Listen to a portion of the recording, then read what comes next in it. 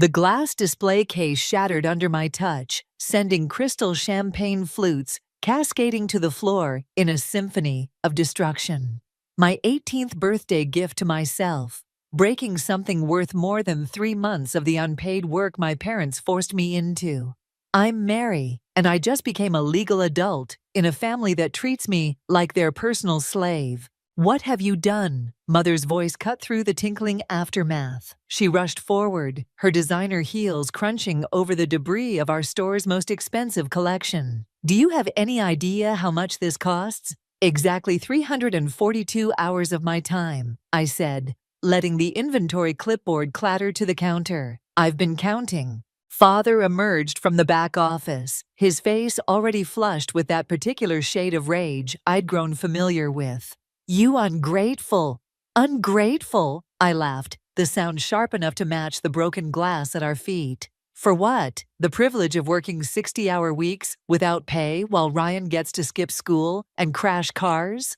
Your brother isn't part of this discussion. Mother's perfectly manicured fingers trembled as she tried to salvage a mostly intact flute. This is about your responsibility to the family business. Responsibility. The word tasted bitter. Is that what we're calling exploitation now? Father stepped closer, his shoes leaving crystalline footprints. You live under our roof, eat our food, and slave in your store while you funnel my would-be wages into Ryan's third replacement vehicle this year. I pulled out my phone, displaying the screenshots I'd taken of the store's payment records. Funny how there's no trace of my work anywhere in these books.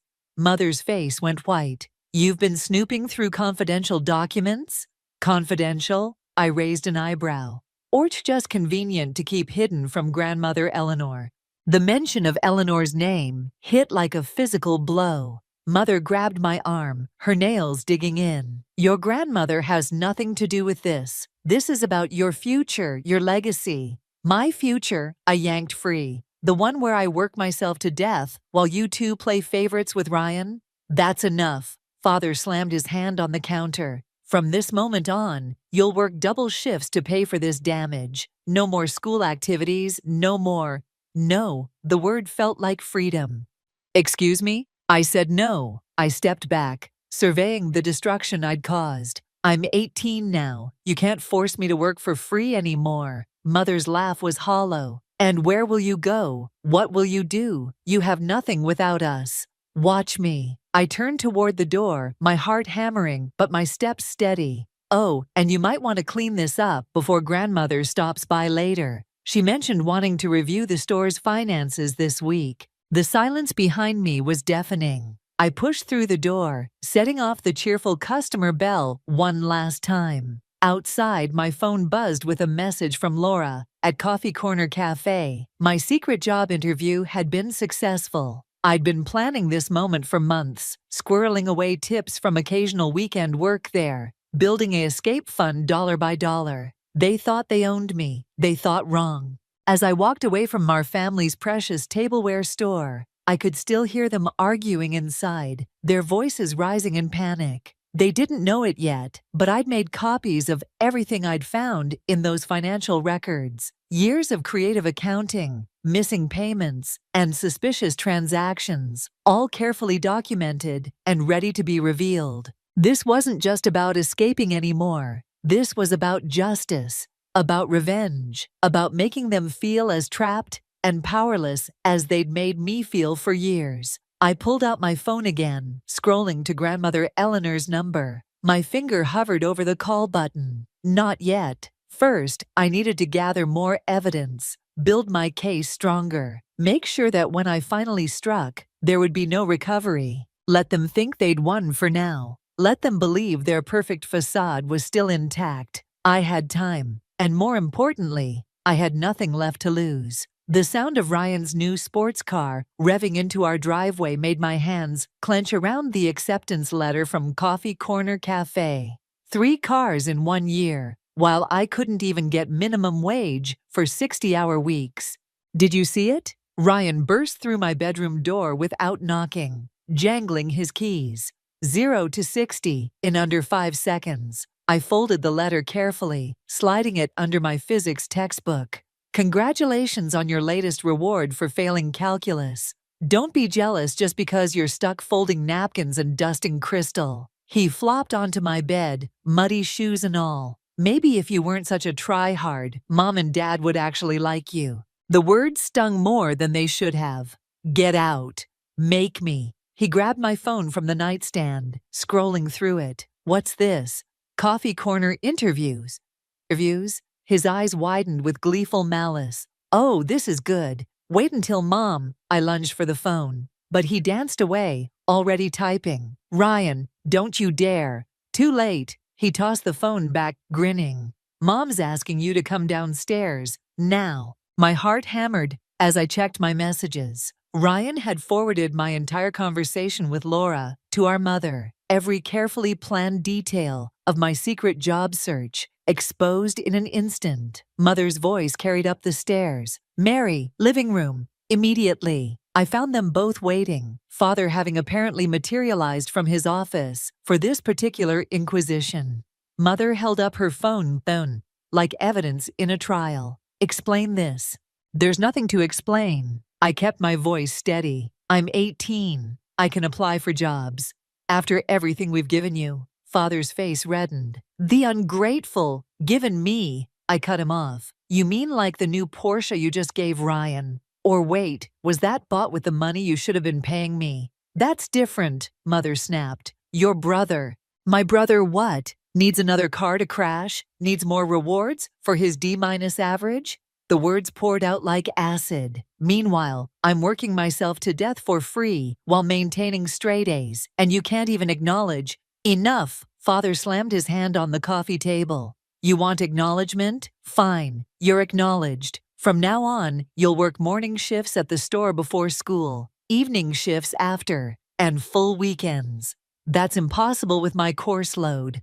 Then drop some classes. Mother's smile was razor sharp. Family comes first, dear. Unless you'd prefer to start paying rent. Ryan appeared in the doorway, smirking. Better cancel those cafe dreams, sis. Looks like you're stuck with us. I stared at them, my so-called family, and something inside me hardened into steel. You know what? Keep the store. Keep your manipulation. Keep everything. I turned toward the stairs. Buzz. I quit. You can't quit, Mother called after me. What about college tuition? Your future? I paused on the steps, remembering the financial records I'd photographed. Funny you should mention money. I wonder what Grandmother Eleanor would think about where it's really going. The silence that followed was deafening. When Mother spoke again, her voice had lost its edge. What exactly are you implying? Nothing yet. I met her gaze. But maybe we should all start being more careful about what we hide, and from whom. I climbed the stairs, Ryan's confused questions fading behind me. In my room, I pulled out my phone and dialed Laura's number. I can start tomorrow, I said when she answered.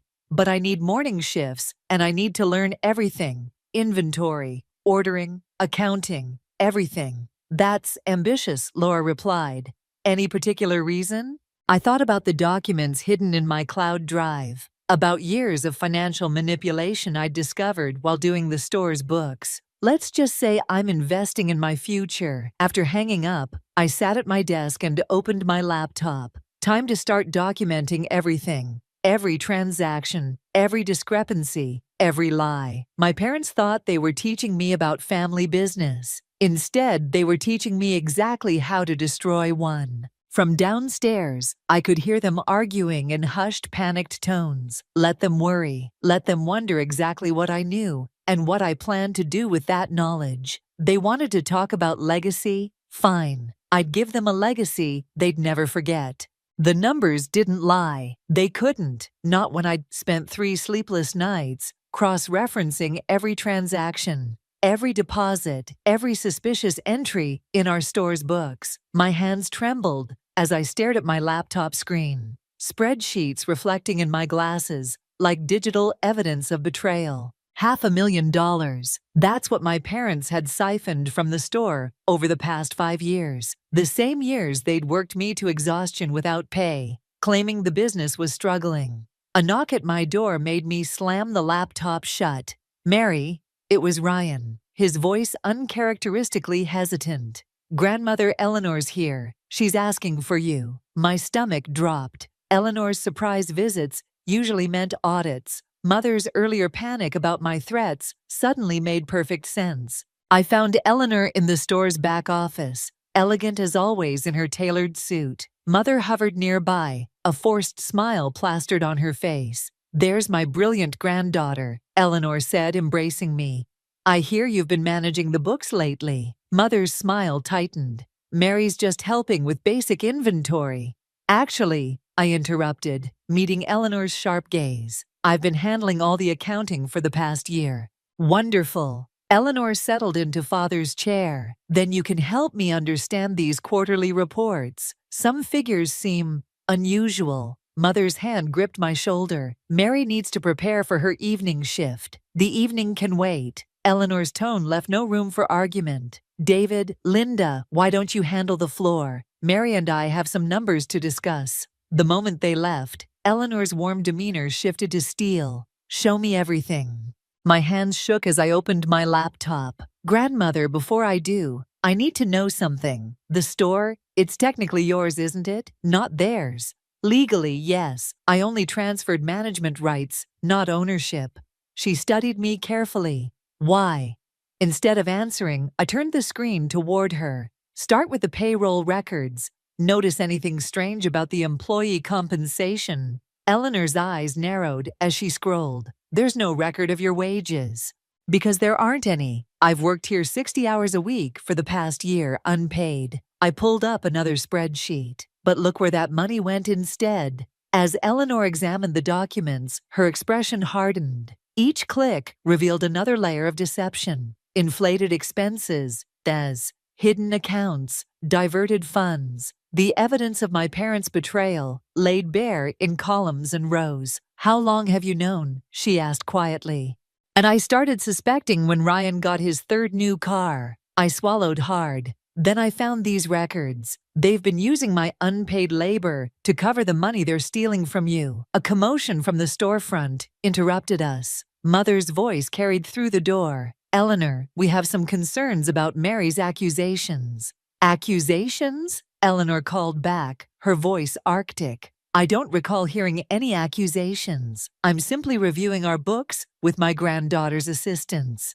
The door burst open. Father stood there, face flushed. "Mary, go home now." "She stays." Eleanor didn't look up from the screen. "David, Linda, you might want to call your lawyer. I'm calling mine." Mother stepped forward, desperate. "Whatever Mary's told you, she's twisted the truth. She's jealous of Ryan, bitter about..."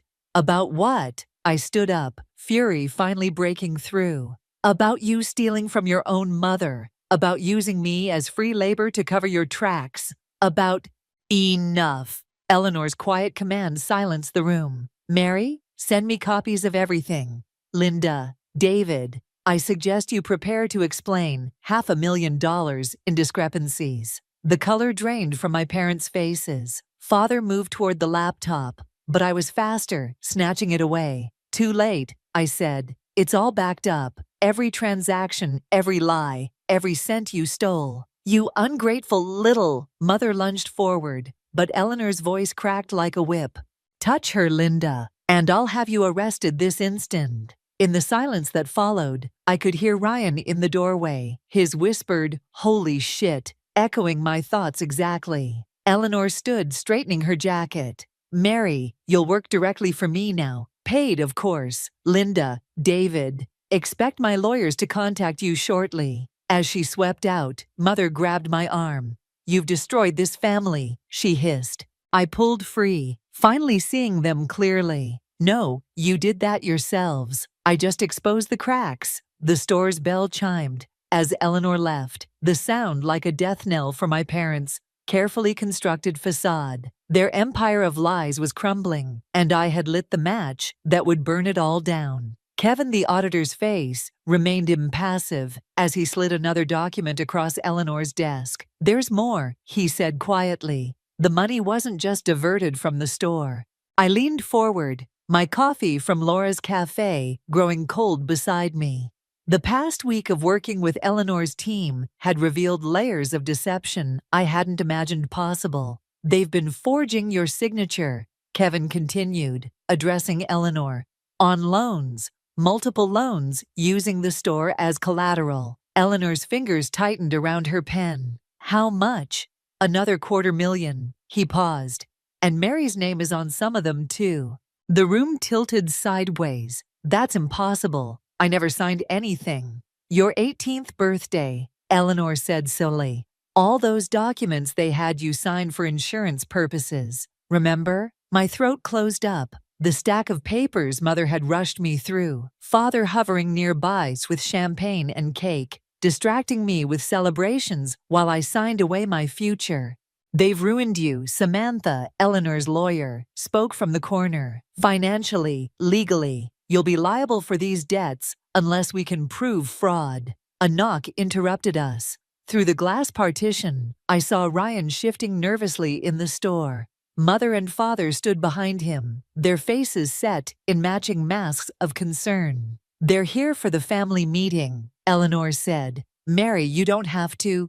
I do. I stood straightening my blazer, a gift from Laura after my first week at the cafe. But first, there's something you should see. I pulled up the hidden camera footage on my phone, the one I'd installed after finding the first discrepancies. Mother's voice filled the room. Once Eleanor's gone, we'll transfer everything to offshore accounts. Mary's signature makes her the perfect scapegoat. Eleanor's face hardened. Let them in. The family meeting began like any other, with lies, Mother's practiced smile, Father's confident posture, Ryan's feigned boredom. But something had shifted. I wasn't their puppet anymore. We've prepared a proposal, Mother began, to restructure the business.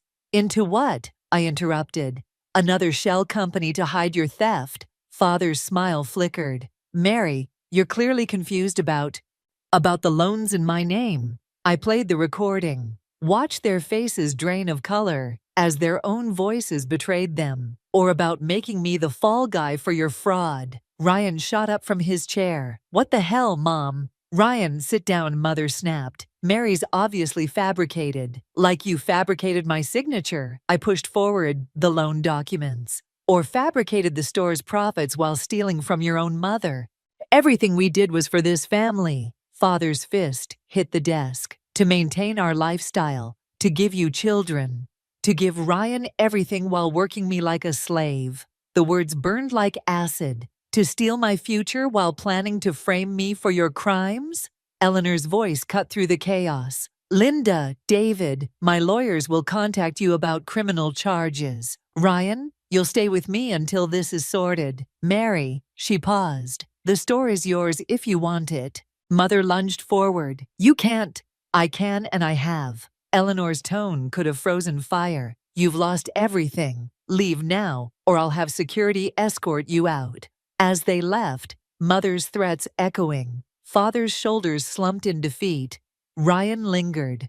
I didn't know, he said quietly, about any of it. I swear. I studied my brother's face, seeing real fear there for the first time. Neither did I until I started looking. What happens now? I thought about the cafe, about Laura's lessons in honest business practices, about Eleanor's faith in me, about the store that had been both my prison and my inheritance. Now, I said, we rebuild the right way. But as I watched Ryan follow Eleanor out, my phone buzzed with an anonymous message. Think you've won? Check your email. My inbox held a single message, screenshots of every questionable transaction I'd made while gathering evidence, twisted to make me look like the thief. Mother's final revenge, beefy venge, already posted across social media. The war wasn't over. It was just beginning. The social media notification kept buzzing as I wiped down tables at Coffee Corner Cafe. Each ping represented another person believing my mother's carefully crafted lies about me, stealing from the family store. Laura watched me from behind the counter, concern etched on her face. Your hands are shaking, she said quietly, sliding a fresh cup of coffee toward me. I'm fine. The cup clattered against the saucer, betraying my lie. Just tired. You're not fine. Laura pulled me aside as another customer walked in. You've been here since dawn. And I saw those posts. We need to talk about. The bell above the door chimed again. Ryan stood there, looking lost, without his usual swagger. Mary, we have a problem. Just one? I laughed bitterly, but stopped when I saw his face. Mom and Dad are selling the store's inventory at half price. All of it. They're liquidating everything before Eleanor's lawyers can stop them. My stomach dropped. The store's collection included irreplaceable antique pieces, Eleanor's legacy, built over decades. That's not all, Ryan continued, lowering his voice. They're telling suppliers you've been forging orders, using the store's accounts for personal purchases. Nobody will work with you once they're done. Laura stepped forward. Mary, take the day. Handle this. I found Eleanor at the store, surrounded by customers fighting over discounted crystal. Mother stood at the register, smile pristine, as she destroyed everything we'd built. Quite the sale, I said, approaching the counter. Shame about the profit margins. Profit? Mother's smile sharpened. Oh, sweetheart, this isn't about profit. This is about consequences. Like the consequences of fraud. I kept my voice low, aware of watching customers. Assisted de distance, or identity theft.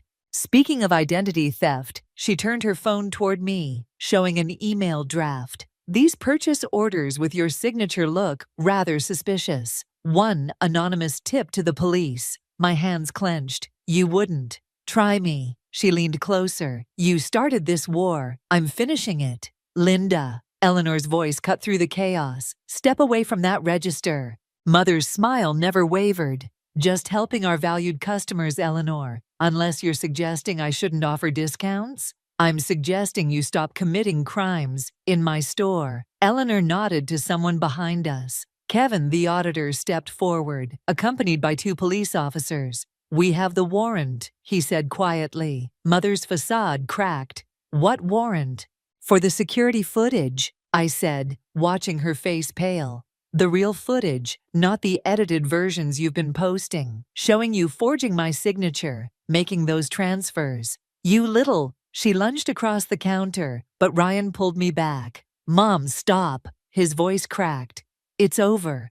The officers moved forward as Eleanor addressed the stunned customers. Due to an ongoing investigation, we're closing temporarily. Please exit the store. As the last customer left, Mother turned to Ryan. You're choosing her side after everything we've given you?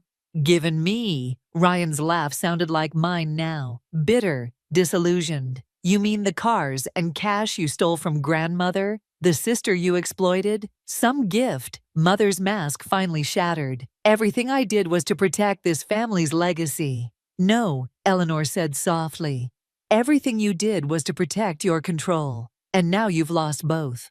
The officers stepped forward with handcuffs. Mother's eyes locked onto mine, burning with hatred. You think you've won? Watch your back, Mary. Family knows all your weaknesses. As they led her away, my phone buzzed with a notification. Father had posted online, heartbroken by our daughter's betrayal. The truth about Mary's embezzlement will shock you. Ryan gripped my shoulder. What do we do now? I stared at the half-empty store, thinking of Laura's lessons in honest business, of Eleanor's faith in me, of the customers who would read Father's lies and believe them. Now, I pulled up my own social media account. We tell the real story. Every receipt, every forged document, every security video. Let's see how their lies hold up against the truth. But as I typed, Mother's warning echoed. Family knows all your weaknesses. She was right about that at least. This wasn't over. It was just escalating into something darker, more personal. And I wasn't sure if I was ready for what came next. The graduation gown felt like armor as I stood in front of my bedroom mirror, diploma hidden safely at Laura's apartment. Mother's voice carried up the stairs, sharp with false concern, as she spoke to relatives arriving for the celebration. My phone buzzed. Another message from the City College's business program. Congratulations on your acceptance. I allowed myself a small smile before footsteps approached my door. Ready for your party? Father didn't wait for an answer before entering. His expression hardened at the sight of my packed bags. Going somewhere? I got into the business program. I kept my voice steady. Full scholarship? Absolutely not. He stepped closer. You have responsibilities here. The store. The store you and mother nearly destroyed? I met his gaze in the mirror. The one grandmother had to rescue from your fraud? You ungrateful! He caught himself, smoothing his expression. Your mother and I have discussed this. Since you're an adult now, you'll need to start paying rent. $5,000 a month should cover it. The amount hit like a physical blow. That's impossible. You know I can't. Then I guess you'll need to focus on the store instead of wasting time with school. His smile didn't reach his eyes. Family first, remember? This isn't about family. I turned to face him. This is about control. You have 1 hour to decide. He moved toward the door. Rent or store? Choose wisely. Downstairs, Mother was holding court in the living room. Of course we're proud of Mary's graduation, she was saying. But she's been so troubled lately. The stealing, the lies. My hands shook as I dialed Laura's number. No answer. I tried Megan next, then Eleanor. Nothing. A text from Ryan popped up. Mom canceled your party. Told everyone you had a breakdown. They're all leaving. I watched from my window as relatives departed. Mother's poison already taking effect. Another text arrived. From the college this time. Scholarship status under review due to concerns raised about student character. Mother had reached them too. The hour passed like a death sentence. When father returned, Mother was with him. Well? She examined her manicured nails. Have you made your choice? I lifted my chin. Yes, I choose neither. Excuse me? I won't pay your extortion, and I won't be your slave. I grabbed my bags. I quit. Father blocked the door. Everything you own was bought with store money. Leave it all. Fine. I dropped the bags, keeping only my phone and wallet. Keep it. Oh, we'll keep more than that. Mother's smile turned vicious. Your car, store property, your college fund, frozen. Your reputation? She held up her phone, showing social media posts already spreading lies about my mental breakdown and theft. Destroyed. You can't. We can and we have. Father's voice was cold. You chose this, Mary. Remember that. They followed me downstairs, past Ryan watching wide-eyed from the kitchen, past the graduation decorations, now twisted with cruel irony. One last chance, Mother called, as I reached for the door. Stay, work, obey, and all this goes away. I stepped outside into the gathering dark, my graduation gown billowing in the wind. Behind me, Mother's voice carried one final blow. By the way, we reported your car stolen. Police should be here any minute. Good luck explaining that with your new reputation. The door slammed. Through the window, I saw Ryan reach for his phone, probably to warn me, but Mother snatched it away. Sirens wailed in the distance. My phone buzzed with notifications as more lies spread online.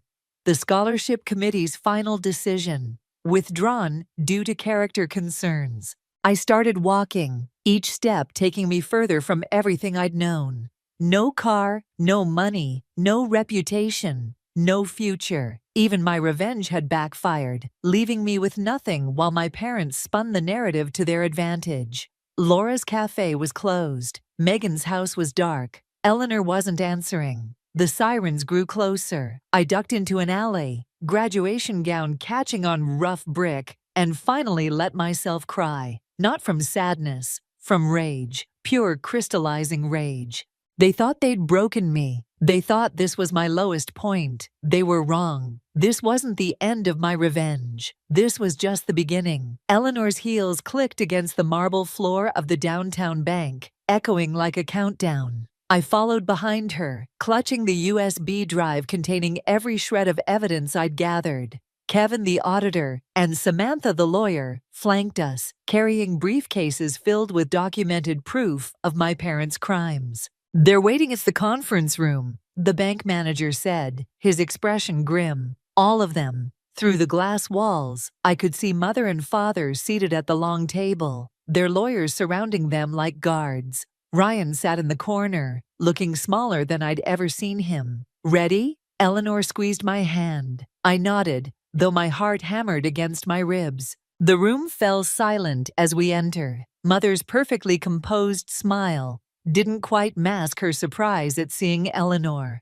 Mother, what an unexpected— Save it, Linda. Eleanor sat at the head of the table, effectively claiming control. We're here about the offshore accounts. Father's face paled. What offshore accounts? Kevin connected his laptop to the projector. Banking records filled the screen. Transactions, transfers, accounts I'd discovered hidden in the store's books. Interesting timing, Mother said, her voice honey-sweet with venom, just as Mary's theft allegations come to light. You mean these allegations? I pulled up their social media posts, the carefully crafted lies they'd spread. Then I played the security footage, showing Mother forging my signature, Father making late-night transfers. Inadmissible, their lawyer started, but Samantha cut him off. The police already have copies, along with evidence of identity theft, fraud, and embezzlement. Mother's smile finally cracked. You ungrateful little— Careful, Linda. Eleanor's voice could have frozen fire. Think very carefully about your next words. Or what? Father slammed his hands on the table. You'll destroy our reputation, our lives, over some teenager's revenge fantasy? No, I said quietly. You destroyed those yourselves. I'm just exposing the truth. Ryan stood suddenly. Is it true about the loans in Mary's name? Mother reached for him. Ryan, sweetie, you don't understand. Show him, I told Kevin. The screen filled with loan documents, my forged signature on papers dated to my 18th birthday. Ryan's college fund transfers, redirected to hidden accounts. Years of theft disguised as family loyalty. You said Mary was stealing from us. Ryan's voice cracked. But it was you. It was always you. Everything we did was for this family. Mother's composure shattered completely. To maintain our status, our legacy. My legacy, Eleanor corrected, which you stole along with Mary's future and Ryan's trust. You have two options. Samantha lays out papers. Sign control of the store back to Eleanor and face civil charges, or refuse and face criminal prosecution. Father reached for the papers, but Mother grabbed his arm. We can fight this. Mary's evidence is circumstantial. Is this circumstantial? I played one final recording, Mother's own voice, whistling to frame me for their crimes. Or should we discuss the police report you filed about the car you forced me to leave behind? The room fell silent, except for the sound of Mother's ragged breathing. Sign the papers, Eleanor commanded. Now. Father's pen shook as he signed. Mother stared at me with pure hatred before adding her signature. Ryan, Eleanor said softly, go pack your things. You're coming to live with me. As Ryan fled the room, Mother made one final attempt. You think you've won? That you can run the store better than we did? You're nothing but a child playing at business. No, I cut her off. I'm the daughter you exploited, the sister you turned Ryan against, and the businesswoman who caught you stealing from your own mother. I stood gathering the signed papers. I'm everything you feared I'd become, someone you can't control. Get out, Eleanor told them. Your lawyers will hear from ours about restitution. As they left, Mother paused at the door. Family is forever, Mary. Remember that when you're alone with your precious victory. I'm not alone. I looked at Eleanor, thinking of Laura, Megan, and everyone who'd stood by me. I have real family now, and a legacy built on truth, not lies. The door closed behind them with a final click. Through the glass, I watched my parents walk away, their perfectly crafted world crumbling with each step. Eleanor touched my shoulder, ready to rebuild. I thought of the store, of Ryan, of all the pieces that needed fixing. Yes, I said, but this time we do it right. The store's bell chimed. As I unlocked the doors, morning light streaming through newly cleaned windows. The display cases, once stuffed with overpriced crystal, now showcased local artisans' work, alongside our traditional pieces, each item tagged with its creator's story, each price fair and transparent. Ryan appeared beside me, his uniform pressed, hair actually combed. First quarter numbers are ready for review. Already? I smiled at his eagerness. These past few months of working together had revealed a different side of my brother, one that actually cared about something beyond instant gratification. Laura's business management tips helped, he admitted, though grandmother's sustainability initiative is what really boosted sales. Eleanor's voice carried from the back office. Speaking of sustainability, she emerged carrying a worn leather portfolio. I found these in the old archives, my mother's original designs for eco-friendly packaging, decades ahead of her time. The portfolio contained detailed sketches of biodegradable containers, reusable gift wrapping, even plans for a recycling program. Why didn't you implement these before? Linda and David said it wasn't profitable enough. Eleanor's expression hardened momentarily. They were always focused on quick returns, not long-term vision. My phone buzzed. Another article about my parents' court settlement. Their faces splashed across business pages, documenting their fall from grace. They'd avoided jail time through a plea deal, but their reputation was destroyed. Last I heard, they'd moved across the country, starting over where nobody knew their story. Still following their news? Ryan asked quietly. No, I put the phone away, just making sure they stay gone. The bell chimed again. Megan entered, carrying coffee corner supplies for our new in-store cafe partnership with Laura. Ready for the Chamber of Commerce meeting? They want to feature us in their small business spotlight. Actually, Eleanor interrupted, I think it's time Mary heard the real reason I wanted to meet this morning. She pulled out another document, transfer papers for complete ownership of the store. My name listed as sole proprietor. Grandmother, I can't. You already are. She smiled. You've been running this place for months. I just made it official. But what about my retirement? She laughed. I'll still be around. Someone needs to help implement these sustainable designs. But this store's future belongs to you now, both of you, she added, nodding to Ryan. The bell chimed once more. A customer entered, one of many who'd returned after our rebranding, drawn by our commitment to ethical business practices and community engagement. As Ryan moved to help them, I studied the store, our store. The walls no longer felt like a prison, but a foundation. Each display told a story of transformation, not just of the business, but of us. There is one condition, Eleanor said, her voice turning serious. In the back office there's a safe. Inside is a letter from your mother. My hands clenched. When? Arrived yesterday. I haven't opened it. Ed. The choice hung heavy. Read it or burn it. Continue the cycle of pain or risk opening old wounds. Whatever you decide, Ryan said, returning from the customer. We're here. I thought of everything that had changed. The store's revival, Ryan's growth, my own transformation from victim to victor. Maybe that's why Mother's final words at the bank still echoed. Family is forever. She was right, but not in the way she meant. Real family, the kind built on trust and truth, was forever. The kind represented by Eleanor's wisdom, Ryan's redemption, Laura's friendship, Megan's loyalty. Keep the letter, I told Eleanor. Maybe someday I'll want to read it, but not today. She nodded, understanding what I wasn't saying. Some wounds needed time to heal. Some bridges would remain burned. And that was okay. The morning sun streamed stronger now, catching the crystal displays and sending rainbows dancing across the walls. Each color represented a different path forward. Sustainable practices, community partnerships, ethical business, family healing. Ready to open properly? Ryan asked, holding the day's ledger. I looked around at our transformed world. The cafe corner where Laura would soon arrive, the local art displays, the recycling bins, the transparent pricing. At Eleanor beaming with pride, and Ryan standing tall with purpose. Yes, I said, moving toward the register. We're ready. The store's bell chimed again, welcoming the future.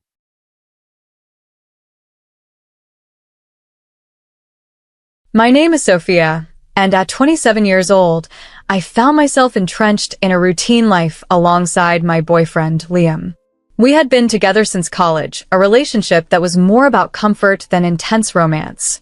Our frequent disagreements, ranging from Liam's reluctance to plan for the future to his endless late-night video game sessions, often left me feeling alone in our shared bed. It was clear we were both avoiding the inevitable conversation about our relationship's direction. We still cared for each other, but the effort to maintain our bond had faded with time. In contrast, my parents had been happily married for over 27 years, their relationship filled with affection and private jokes. They were my rock, the epitome of enduring love that I yearned for, even if it seemed unattainable with Liam. On the night of the accident, Liam and I argued over something as petty as undone laundry, a task he had promised to handle but neglected. Frustrated, I confronted him. "Can't you just do one thing you say you're going to do?" My voice was laden with exasperation. "It's just laundry, Sophia. It'll get done eventually," he responded nonchalantly, not looking away from his computer screen. As usual, the argument fizzled without addressing our deeper issues. Later, I was in the back seat of my parents' car, the comforting sounds of their conversation washing over me, a stark contrast to the tension with Liam. They were celebrating my mother's birthday, their happiness palpable. Suddenly, our world was shattered by the blinding glare of headlights and the horrific sound of colliding metal. Everything went black. When I regained consciousness, I was in a hospital, greeted by the sterile smell and the incessant beeping of medical equipment. A heavy sense of dread weighed on me as the nurse delivered the devastating news in a detached tone. My parents were gone, and my legs, which I had always taken for granted, might never function again. The harsh reality sank in, leaving me feeling profoundly isolated. Liam, whom I had just bickered with over something as trivial as laundry, was now my sole link to the life I had known before the tragedy, a life where my biggest concern was whether he would separate the whites from the colors in our laundry. As I grappled with the loss of my parents and the possibility of never walking again, despair enveloped me. The future, once brimming with potential, now appeared desolate. Trapped in the sterile confines of the hospital room, time seemed to distort, stretching on indefinitely. Eventually, Liam entered the room, his parents, Avery and Julian, trailing behind him with expressions of strained concern. The room was heavy with sorrow. Liam sat next to my bed, taking my hand, his usual confidence gone. "Hey, Sophia," he began, his voice barely a whisper, marked by sincerity and reflection. "I've been doing a lot of thinking." My voice emerged, tinged with uncertainty. "What about us?" I asked. He paused, our eyes locked, his filled with an indescribable emotion. "All of this, it's opened my eyes to how fragile life really is," he confessed. I wanted to ask him to explain, but my words froze, trapped within me. "I can't wait for the right moment anymore. It might never arrive," he continued, holding my hand firmly. "What I mean to say is, Sophia, will you marry me?" His question lingered, thick in the air, unexpected and profound. It was the farthest thing from what I anticipated, especially under these circumstances. I studied his face, looking for traces of the impulsive Liam I knew, who often acted before thinking. Yet all I saw was sincerity. His mother, Avery, stepped closer, her hands joined together. "We want you in our family, Sophia. We'll look after you." Julian chimed in quickly, "And it's not out of pity. It's because we genuinely love you and want to support Liam with this decision." Stunned, my mind raced. This proposal was both unforeseen and somewhat rash, but it felt like a lifeline. I gazed at Liam, seeing past the sometimes immature boyfriend to the man standing by me during the most unpredictable period of my life. "Liam," my voice faltered as I tried to organize my thoughts.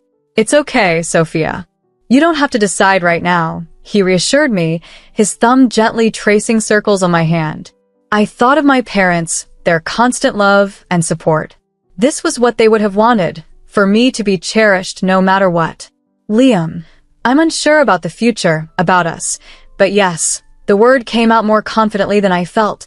"Yes, I'll marry you." A genuine smile broke across Liam's face for the first time in days. Avery covered her mouth, sobbing softly, and even Julian's eyes shimmered with tears. Moving into my parents' house with Liam felt like the beginning of a new chapter. The house was too large for one, filled with memories at every turn. I hoped Liam's presence would bridge the gaps left by my parents' absence, but his company often reminded me more of what I had lost than filled the void. He started attentive, always ensuring I had what I needed within reach. Yet, as weeks passed, the devoted husband facade faded. Liam spent increasing amounts of time at his computer, headphones on, disconnecting from me. One evening, as I navigated my wheelchair into the kitchen, I found him lost in his screen. "Liam, have you thought about looking for a job?" I ventured, trying to keep my voice light. The insurance wasn't covering everything, and the bills were mounting. He didn't tear his eyes away from the screen. "I've told you, Sophia, taking care of you is my job now. But I can manage during the day," I replied, a hint of frustration creeping into my tone. "You don't need to be here all the time." Finally, he faced me, his expression unreadable. There was a blend of annoyance and an unreadable emotion in the air as Liam's voice echoed in the kitchen. "What do you want from me, Sophia?" "I'm here, aren't I?" His tone caught me off guard. Simply being here isn't the same as being engaged, Liam. "I need more than a roommate. I need a partner," I explained, trying to keep my voice steady. Liam stood up abruptly. The sound of his chair scraping against the tile floor filled the room. "You know what, Sophia? Maybe I need more than this too. Maybe I'm not meant to be just a nurse," he said sharply. His words cut deep, and I watched him leave, the door slamming shut behind him. Left alone in the silence of our kitchen, the heaviness of his words settled around me like dust. I wasn't just alone. I felt profoundly lonely. That night, as I lay in bed staring at the ceiling, thoughts of our brief honeymoon phase played back in my mind. The vows we once exchanged seemed like they belonged to another era. The Liam who had once promised to stand by my side now felt like a stranger. As the weeks went by, Liam's absences became more frequent and his excuses thinner. He was either out with friends or lost in a digital world that seemed to exclude me entirely. I felt like an unintended burden in his life. On a particularly difficult day, as I battled pain and the oppressive silence of our home, I heard the front door open. Hoping it was Liam, I called out, but his distant voice confirmed he was just stopping by to grab a few things. "Going out with friends?" I asked, trying to hide my disappointment. He paused, keys in hand, and sighed, "Sophia, I need some space, okay? This isn't easy for me either." I nodded, holding back tears. "I understand, but I thought maybe we could spend some time together, like old times." He avoided my gaze. "Maybe when things settle down." "I have to go." The house grew emptier with each day, a vast space filled with silence and the ghost of better times. It wasn't just Liam's absence or the echo of my parents' voices that made the home feel desolate. It was the small, sentimental items that began to disappear. My mother's beloved vase, a silver frame with a family photo, a painting that once hung in the hallway. One day, while trying to distract myself with memories, I noticed the bare patch on the wall where the painting had been. Confused, I called out for Liam, but there was no response.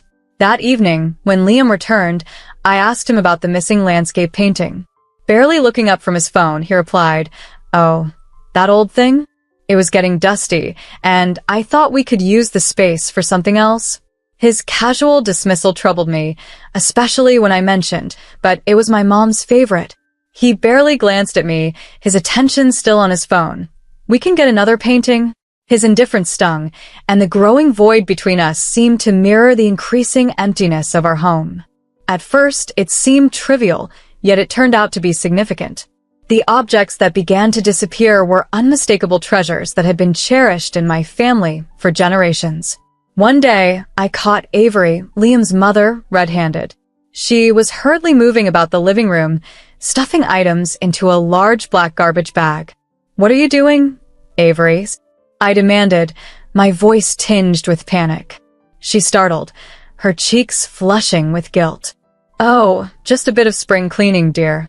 There's just so much clutter here," she replied, attempting a casual tone. "But those are my things," I objected, feeling my pulse quicken. There, she soothed, her voice dripping with feigned sweetness. "We're just trying to make things nicer for you. You'll be grateful later." From then on, I watched her like a hawk during her visits, but the thefts grew more subtle and strategic. Whenever I brought it up, I was placated with assurances that it was all for my best interest. One evening, lying in bed, I turned to Liam, who was absorbed in his phone. "Liam, your parents have been taking things." "My things," I said. He didn't even glance up. "Mom's just trying to help. You know she's good at this stuff," he muttered. "Helps," I repeated incredulously. "By taking my family's possessions?" He sighed, finally setting down his phone and facing me. "Look, they think we should focus on the future, not the past. They're just trying to ease your burden." I wanted to explode with frustration at the blatant disrespect, but exhaustion overcame me. "This isn't what I want," I whispered, my energy fading. Liam reached out and patted my hand, a gesture that felt dismissive rather than comforting. "Try to get some sleep, Sophia. Things will look better in the morning."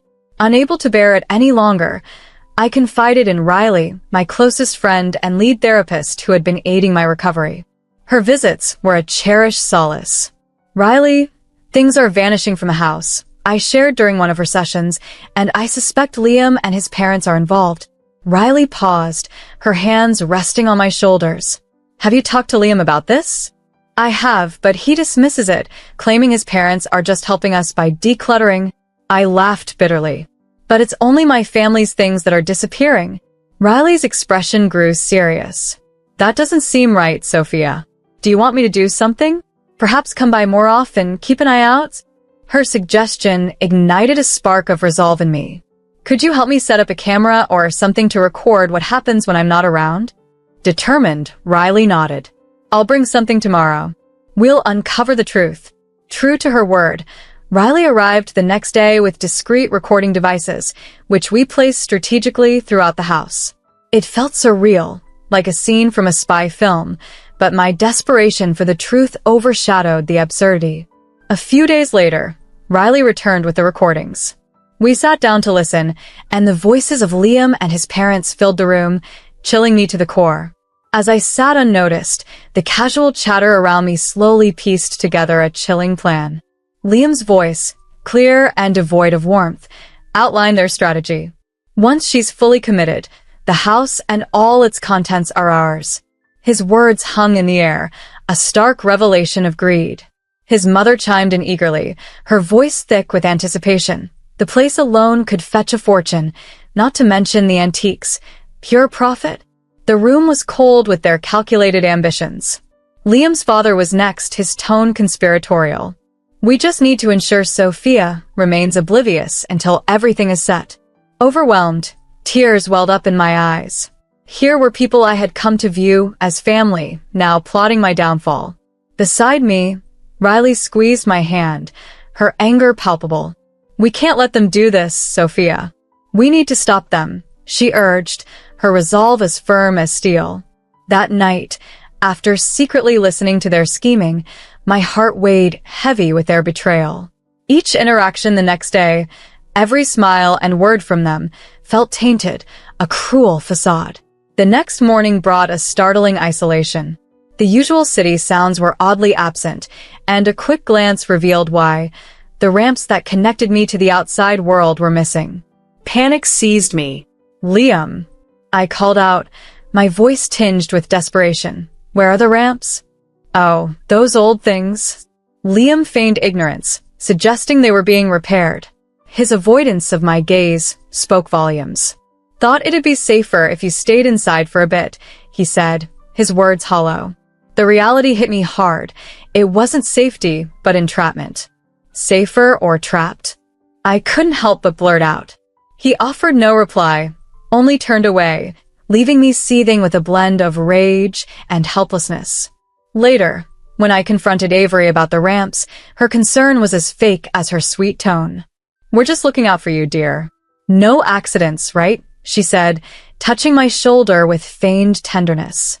I recoiled from her touch, her deceit stinging sharply.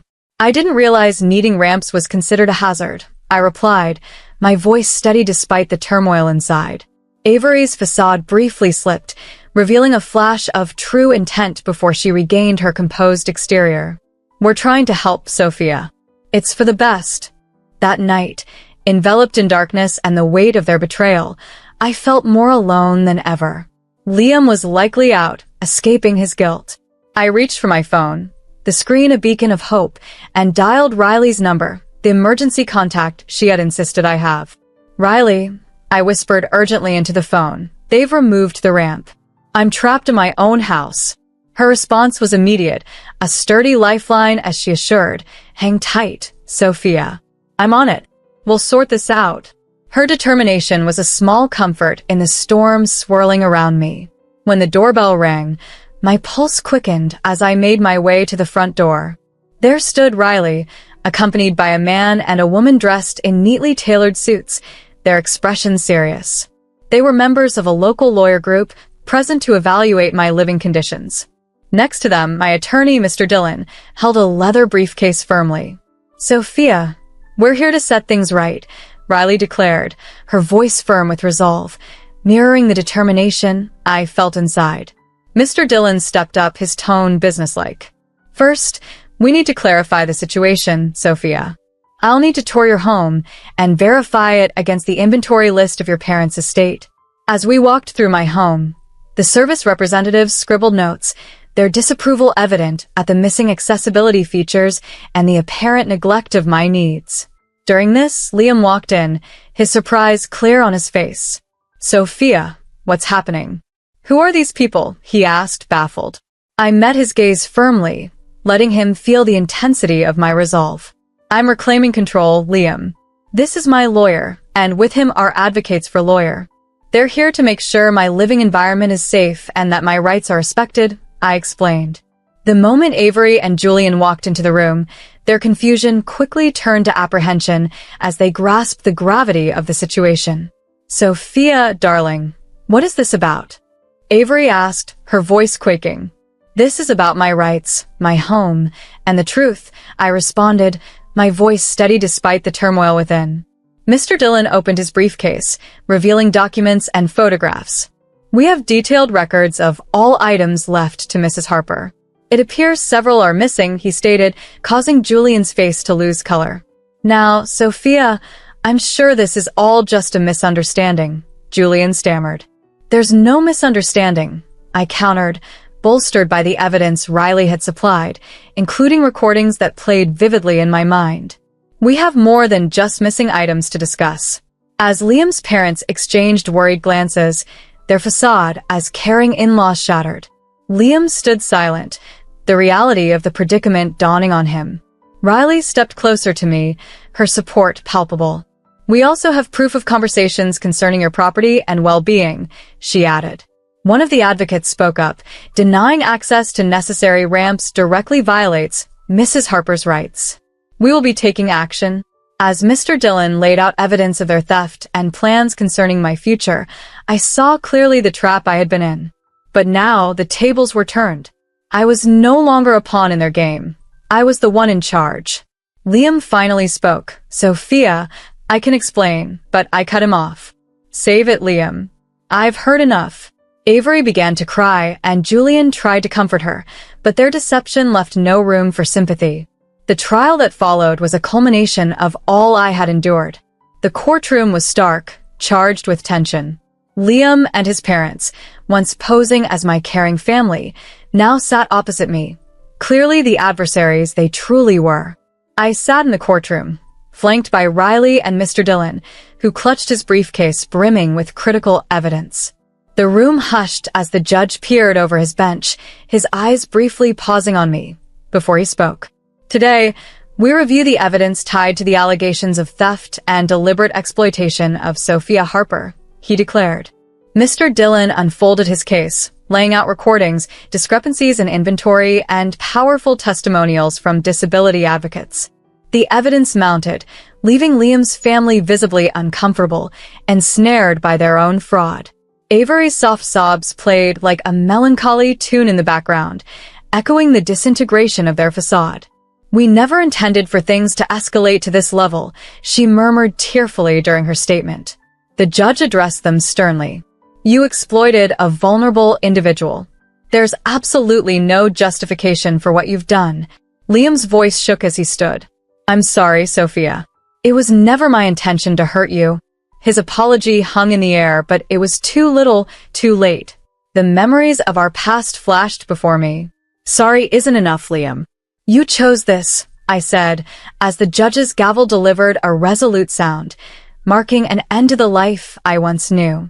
Liam and his parents were convicted, mandated to make amends, and barred from further contact with me. With Riley and a dedicated team's support, I embarked on physical therapy. Every slight motion marked a triumph, each step forward a testament to my perseverance. My legs, once immobile, began to pulse with newfound strength. One day, as I stood using the parallel bars, Riley's encouragement filled the air.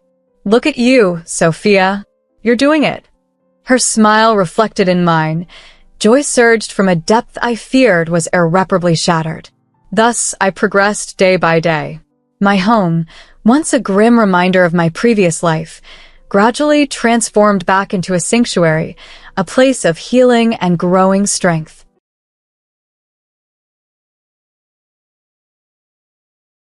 My name is Avery, and my journey into teaching began after enduring the rigorous training at an engineer teacher's college.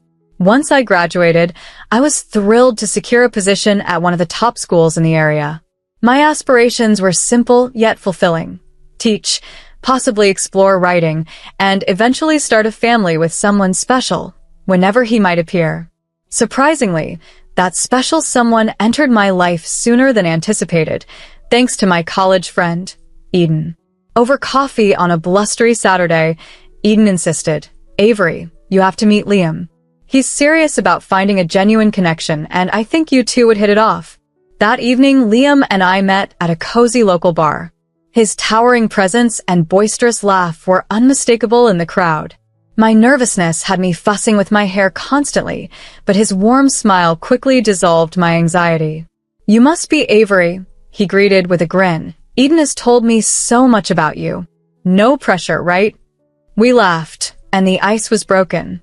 Liam, a finance officer, described his job with such enthusiasm that it sounded like an adventure. He shared his love for hiking, his dislike for sushi, and his penchant for cheesy 100s movies. For years down the line, we were planning our wedding and setting up our home.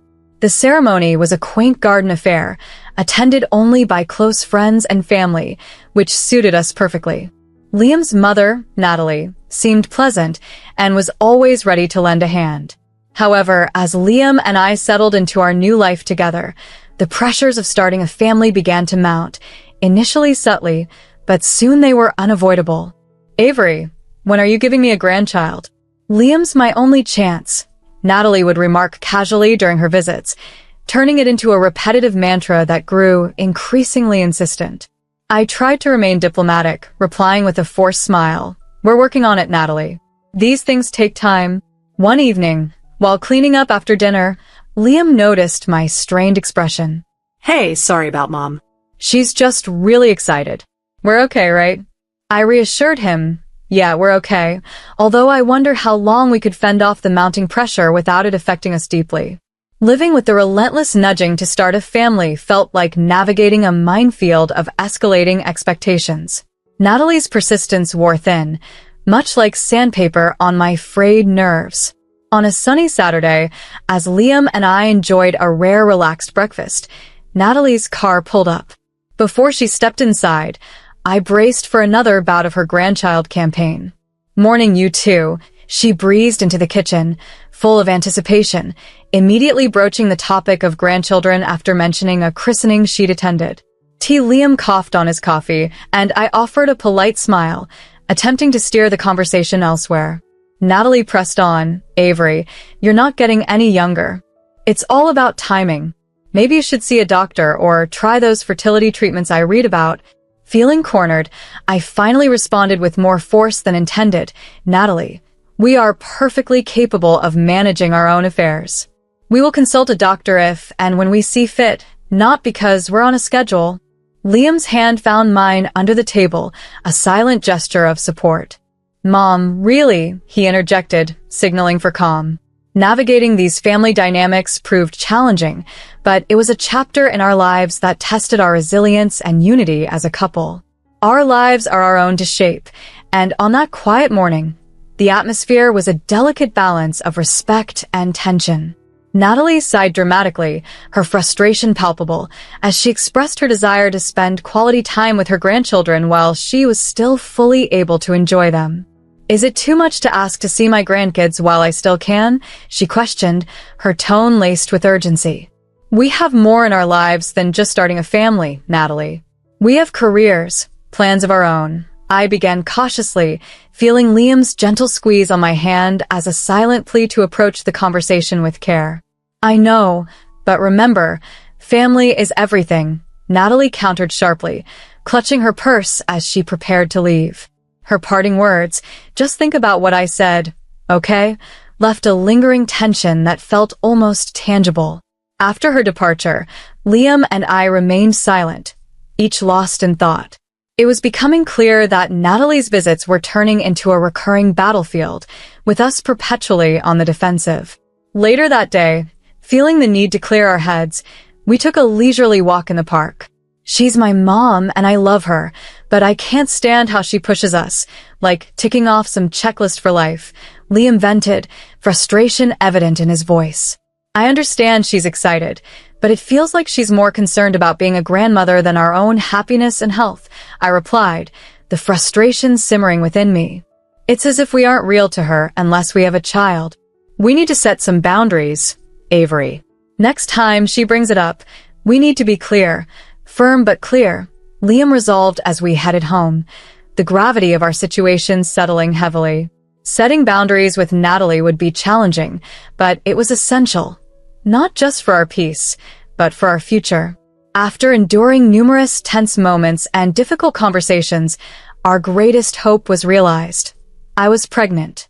The joy Liam and I felt was indescribable, a surreal haze of happiness enveloping us. However, Natalie's enthusiasm returned, more overwhelming than ever.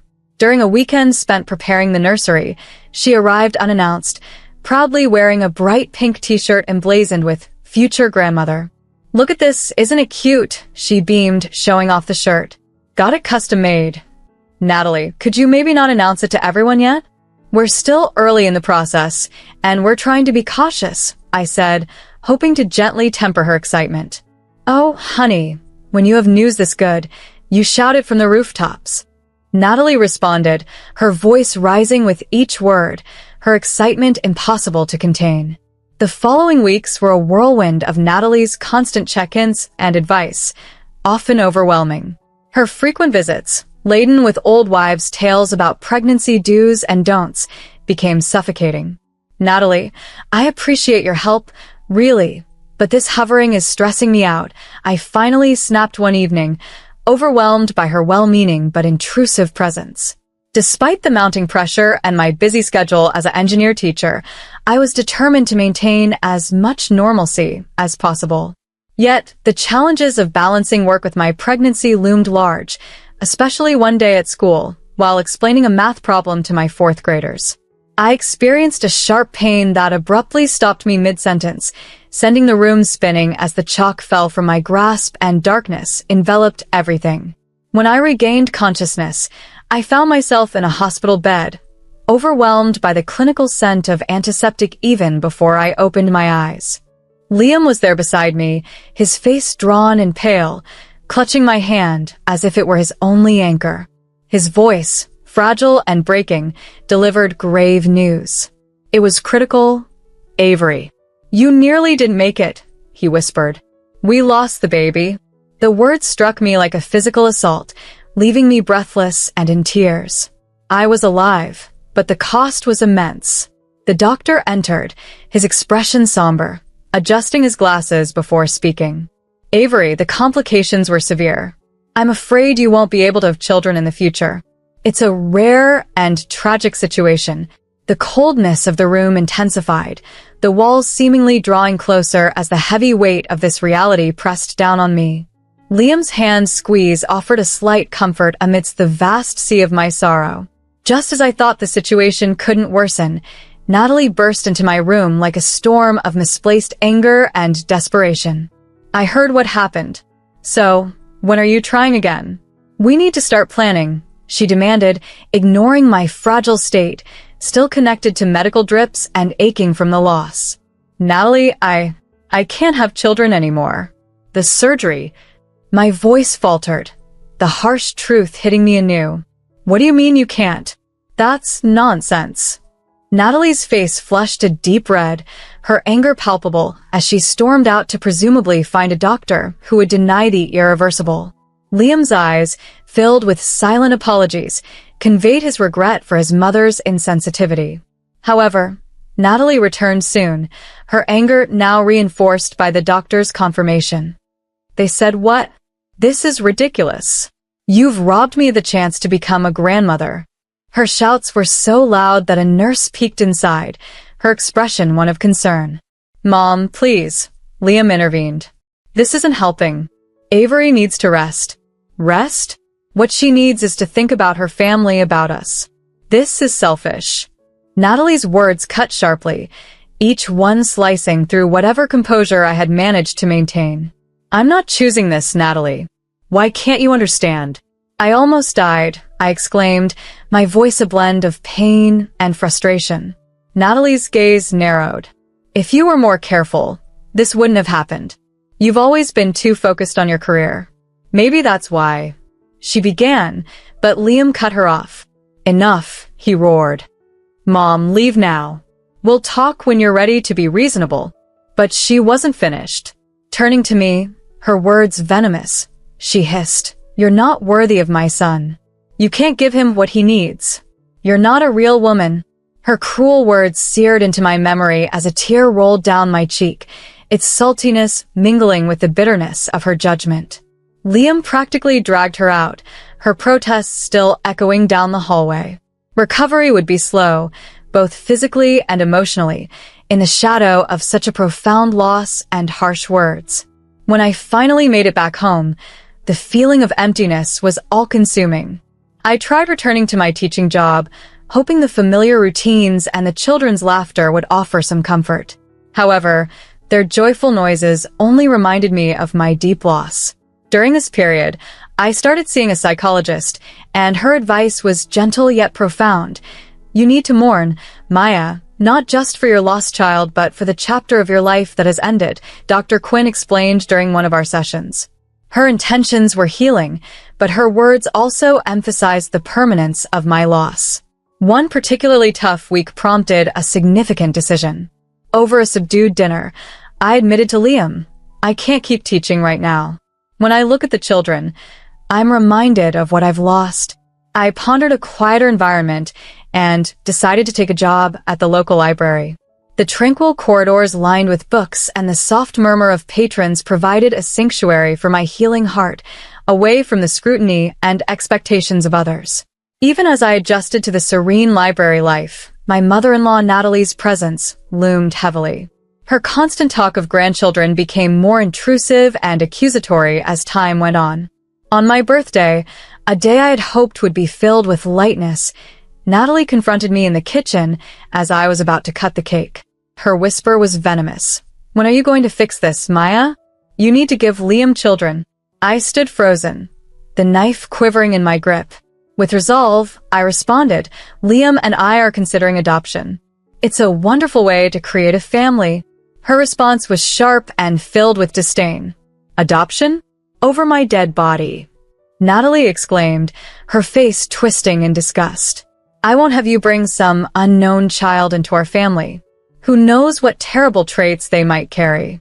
No grandchild of mine will come from someone else." Her outburst reverberated through the kitchen, silencing the nearby living room. The oppressive gaze of the gathered family felt like a stifling blanket. That was the final straw.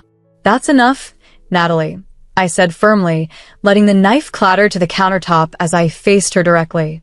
"You don't get to decide how Liam and I build our family. This is our life, our choice." Natalie's eyes narrowed, and she stormed out, slamming the door behind her so hard the windows shook.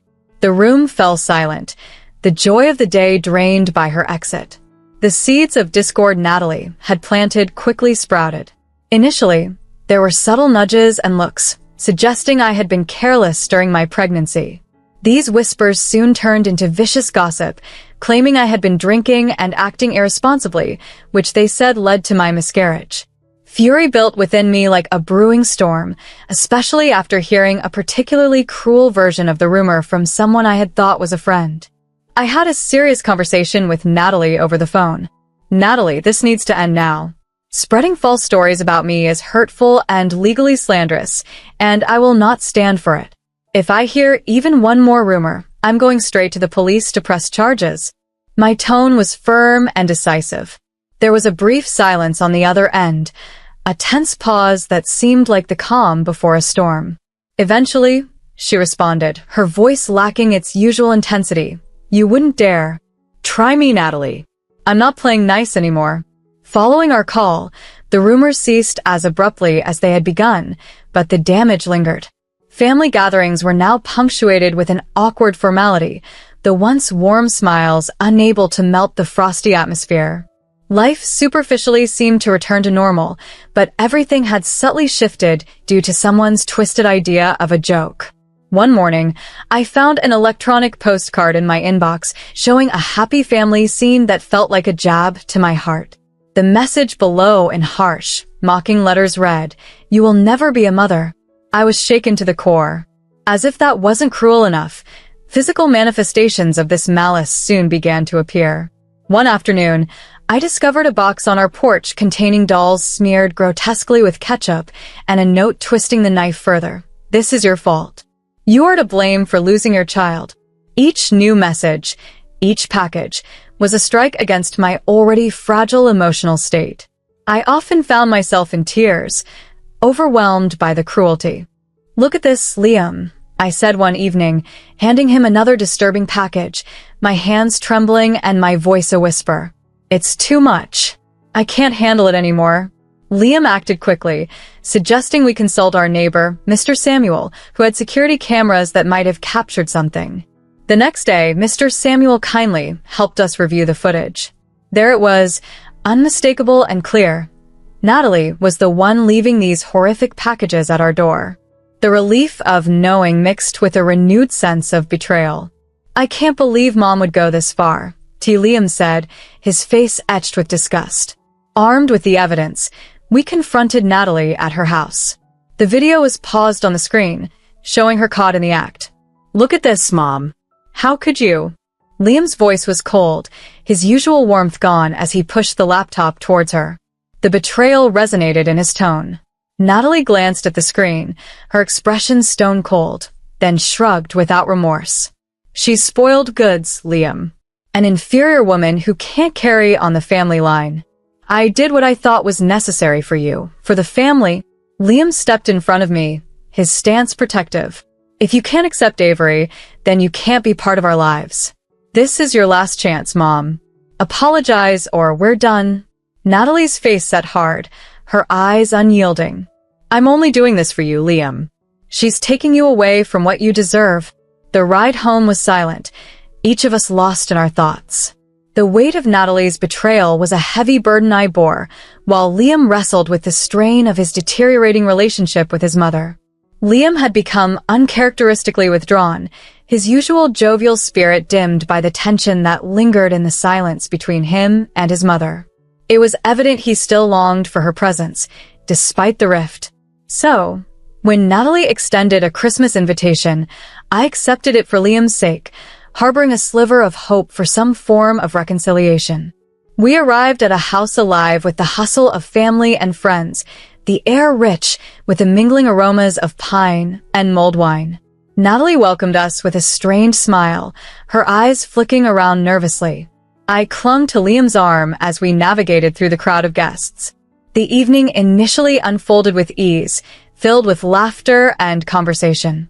However, the atmosphere shifted dramatically when Liam's ex-fiancée, Sadie, made an unexpected appearance. Natalie introduced her with an unsettling announcement. As you all know, Avery is unable to have children, so I think it's time Liam reconsidered his options. Sadie is willing to step in and give me the grandchildren I've been longing for. Her voice cut through the room, both clear and sharp. A heavy silence engulfed us. I was frozen, heart hammering in my chest. Liam, voice low and filled with anger, responded, "Mom, what are you doing? I didn't agree to any of this." Unable to contain my distress any longer, I spoke up. "How could you?" My gaze swept over the crowd, each face reflecting back their shock. I revealed the extent of Natalie's harassment, hateful messages, disturbing packages, by showing a video captured by Mr. Samuel, security camera. The footage laid bare Natalie's reprehensible actions, eliciting gasps of disbelief and murmurs of disgust from the room. Sadie, taken aback, quickly clarified her position. "I had no idea about any of this. Natalie simply invited me to catch up. I'm actually engaged to someone else, and not looking to disrupt that." She turned to me, her expression one of genuine regret. "Avery, I'm so sorry. I was never part of this scheme. I never wanted children, which is why Liam and I parted ways." The room transformed into a hub of whispered conversations and stunned expressions as friends and relatives began to leave, their faces a mixture of embarrassment and outrage. It was clear where their sympathies lay. Natalie, now pale and flustered, attempted to defend her actions, but it was too late. Liam's voice, cold and resolute, cut through. "By trying to ensure I had a proper family, you destroyed the one you already had. I don't consider you my mother anymore. We're done." Natalie. Months after that tumultuous Christmas, Liam and I found peace as we engaged in the adoption process, our hearts and minds eagerly anticipating the new addition to our family. It was a period filled with hope and healing. Yet, despite the calm, Natalie attempted to reinsert herself into our lives one brisk morning with a knock at the door. Opening it, I found Natalie standing there, a last-ditch effort to bridge the gap she had created. In her eyes, tinged with regret, Avery confessed her mistakes to me, her voice quivering. "I've been reflecting deeply, and I realize the errors I've made," she said, her vulnerability apparent. She stood at the threshold, the door slightly open, a symbol that she was not to enter. "I've been selfish, blinded by my desires, and I've hurt you and Liam deeply. I'm sincerely sorry. Could we possibly start anew?" I replied cautiously, "Natalie, after all that's happened, it's not that straightforward. Liam and I are focused on adopting a child now." My tone was resolute, mirroring my determination. The mention of adoption visibly shook her, her face twisting as old biases surfaced. "You can't seriously think about adopting a child from outside the family. It's just not right." "That's exactly what we're doing, Natalie. And it's not up to you," I responded firmly, my patience waning. "This is absurd, Avery. You're making a huge mistake. A real family—" She argued. "No, Natalie, we're through here." I didn't wait for her reply. I closed the door sharply, the click of the latch marking the end of our relationship. Inside, Liam waited, having overheard the conversation. "Everything okay?" he asked, descending the stairs. "It is now," I replied, finding solace in his embrace. I told her about the adoption, and she took it poorly. "It's truly over now." Liam nodded, his face set with resolve. "Together, let's make it official." We blocked Natalie's number and informed our friends and family of our decision to cut ties with her for the sake of our future family's peace. As we moved forward with the adoption, every step was filled with excitement and anticipation. We completed forms, went to interviews, and prepared a nursery brimming with love and the promise of new beginnings. As the waiting period drew to a close, I returned to teaching, the joy of interacting with the children reigniting a spark within me that had dimmed during those challenging times. Standing before my class, I realized my growth and resilience. The children's laughter resonated through the halls, a sweet sound filling the void left by lost dreams. It reminded me that while some doors close, others open, revealing a future filled with hope and the laughter of a child who would soon call us Mom and Dad.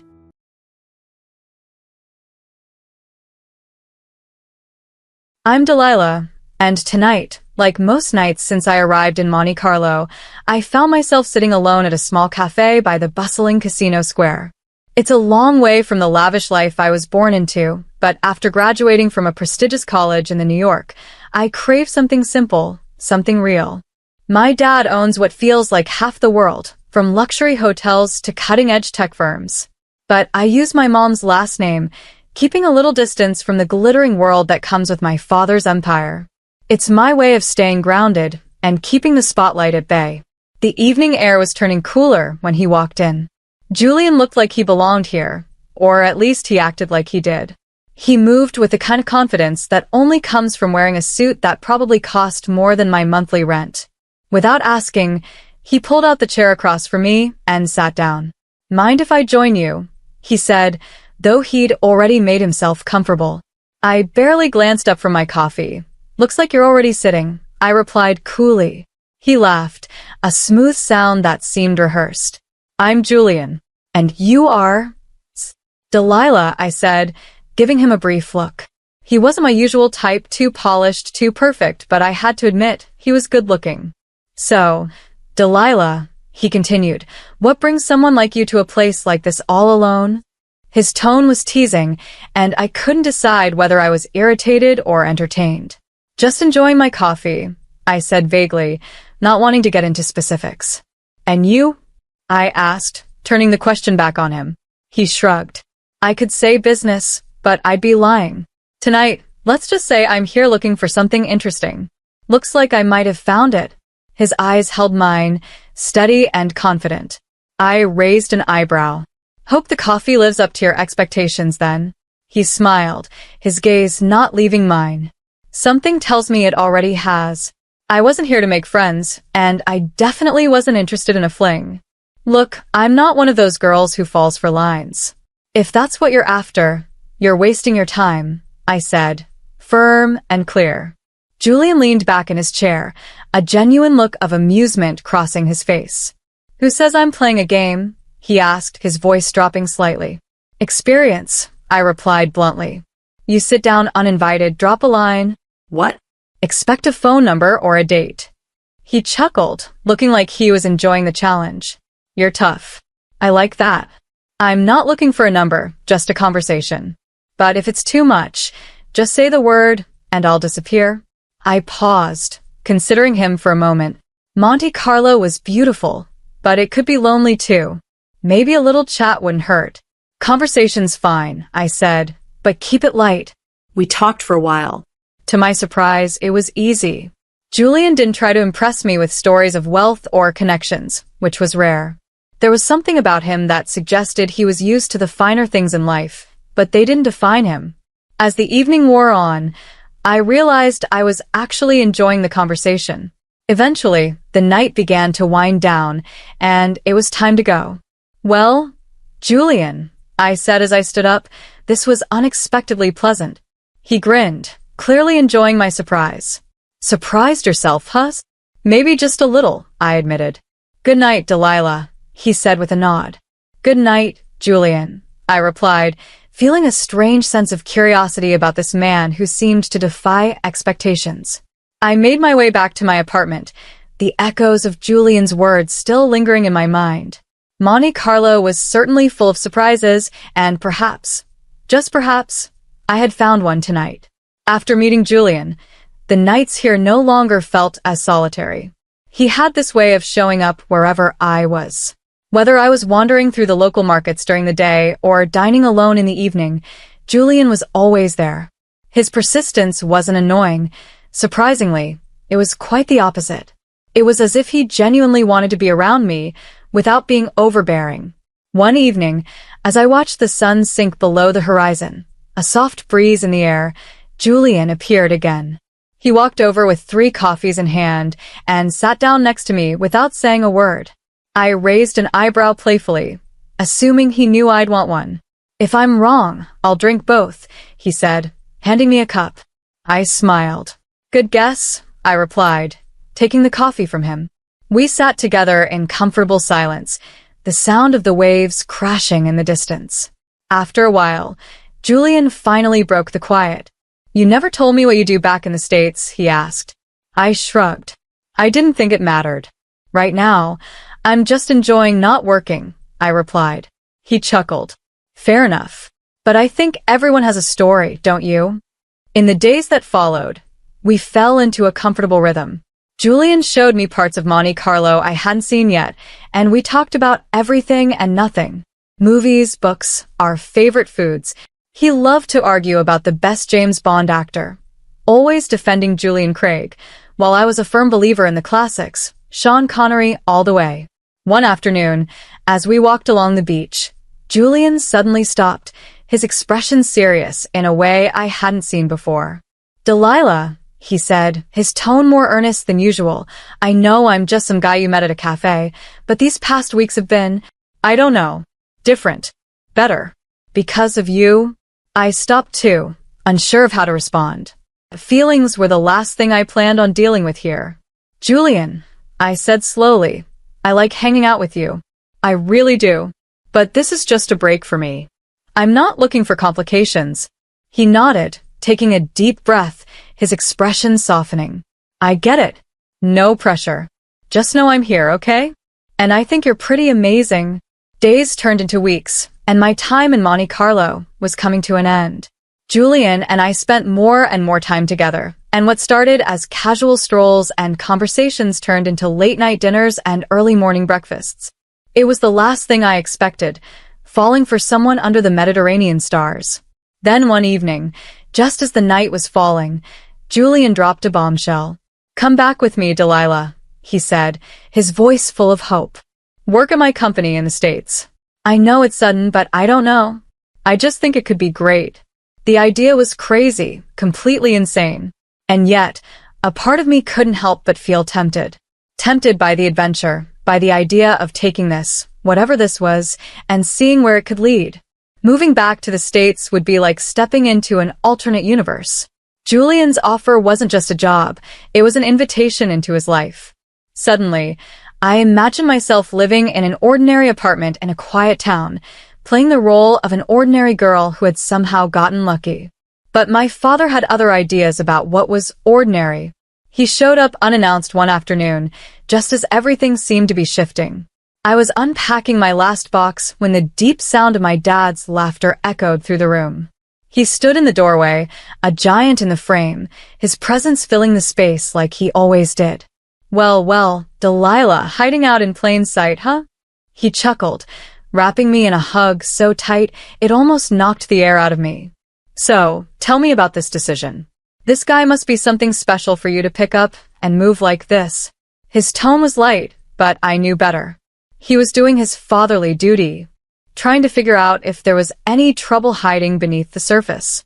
I sat down on the couch and sighed, letting the weight of the moment sink in. "His name's Julian. And he's different, Dad. He doesn't know about all of this." I waved my hand vaguely, motioning to the opulence of the apartment, the wealth, the lifestyle, and all the hidden strings that came with it. Dad sat beside me, his expression turning serious. "Delilah, you know you can't keep that a secret forever. If he's going to be a part of your life, he deserves to know who you really are." "I know, Dad," I answered quietly. I want to be sure about him before I complicate things anymore.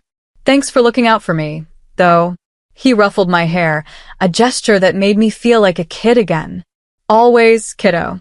Just remember, if you ever need anything, I'm just a call away. And I've got eyes everywhere," he added with a wink. The next few weeks passed in a blur. Adjusting to my new job, settling into my new life, and Julian being a constant presence. He was as supportive and charming as ever.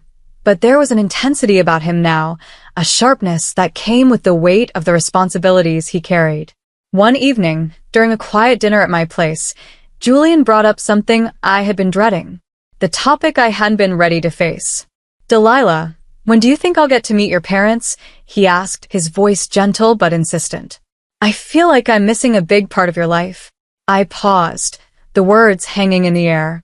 I didn't know how to explain the truth, the whole messy reality. "Well, I started slowly. My mom passed away a long time ago, and my dad, well, he's just a regular trucker. We're not exactly on speaking terms right now." Julian frowned, a hint of concern crossing his face. "I'm sorry to hear that. But you know, whenever you're ready, I'd like to meet him. Family is important, I nodded, grateful for his understanding, even if I wasn't sure how I would ever bridge the gap between Julian and my father. My dad's world was one I wasn't ready to introduce to him. Not yet. As time passed, life with Julian moved at a pace I hadn't expected. We were blending our lives together seamlessly. My new job at his company was going well, and our relationship seemed to be growing deeper with each passing day.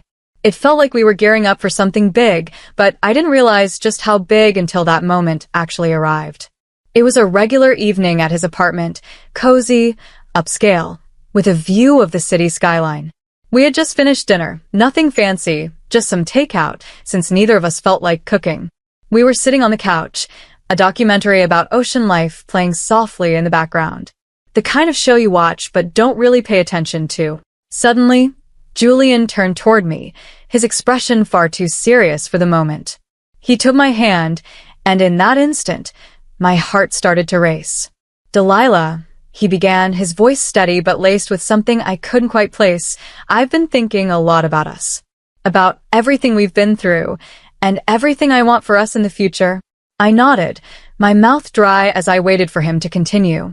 "I love you, Delilah," he said, his words sincere and filled with emotion. "I love everything about you, and I don't want to imagine my life without you." He paused, and I could see the nervousness in his eyes. It was a vulnerability I hadn't expected, but it made me feel a little less afraid. "I want to be with you, always. Will you marry me?" Just like that, without a ring or a grand gesture. It was simple, genuine, and unmistakably Julian. The word yes came rushing out of me, almost in a sigh of relief. Yes. "Yes, I will." Julian's grin, wide and infectious, spread across his face, and he pulled me into a tight hug. The rest of the evening passed in a whirlwind of excitement and future plans, talking about what we wanted and where we saw ourselves. It was thrilling and a little daunting, but it felt so right. The next hurdle came when I had to tell my dad. I expected him to be happy, but his reaction wasn't what I'd hoped for. It was lukewarm, almost cautious.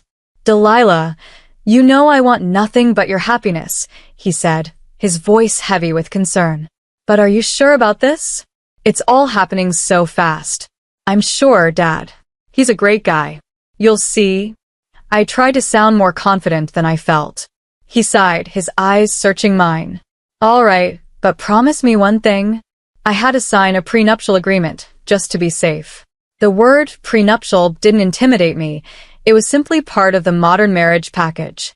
Especially when you're marrying someone who has as much to lose as I did, even if Julian didn't fully understand the extent of it. "Of course, Dad. We'll handle it," I reassured him. "That's good," he replied. Then he added, "And Delilah, I won't be at the wedding. I don't want to spoil your story about being a simple girl." The next moment was when I met Julian's mother. Her reception was cold from the very beginning. At dinner in their family home, she gave me a look that could freeze a room. "Julian, are you sure about this girl?" she asked bluntly. "She doesn't seem like she's a good fit for our family." Julian tried to smooth things over, but his mother was relentless. "A prenuptial agreement is non-negotiable," she declared. I nodded without hesitation. I knew agreeing to it would ease some of the tension. "Absolutely, I wouldn't have it any other way," I said. Later, we sat down with a lawyer and formalized everything. Despite these initial challenges, our wedding in the Maldives was stunning. Standing beside Julian with the ocean gently lapping against the shore and the sand beneath our feet, I felt a surge of hope. It felt like it was just the two of us, our love, and a future that we were ready to shape together. The rocky start with our families didn't matter anymore. Life as a married couple began much better than I had imagined. Julian and I settled into our new house, a beautiful place with far more space than we would ever need. It was meant to be the start of our perfect life together. I threw myself back into work, determined to prove that I was more than just the boss's wife. My role at the company had always been challenging, but now, with the added layer of expectations, it felt like a whole new level. I wasn't just managing projects anymore. I was part of the decision-making process. Julian seemed proud of me, at least at first. He would introduce me in meetings with a hint of pride in his voice. "This is Delilah, my wife, and our program manager." But as the months went by and my projects continued to succeed, bringing in significant profits and boosting the company's reputation, something started to shift in Julian. It was subtle at first, a comment here, a remark there.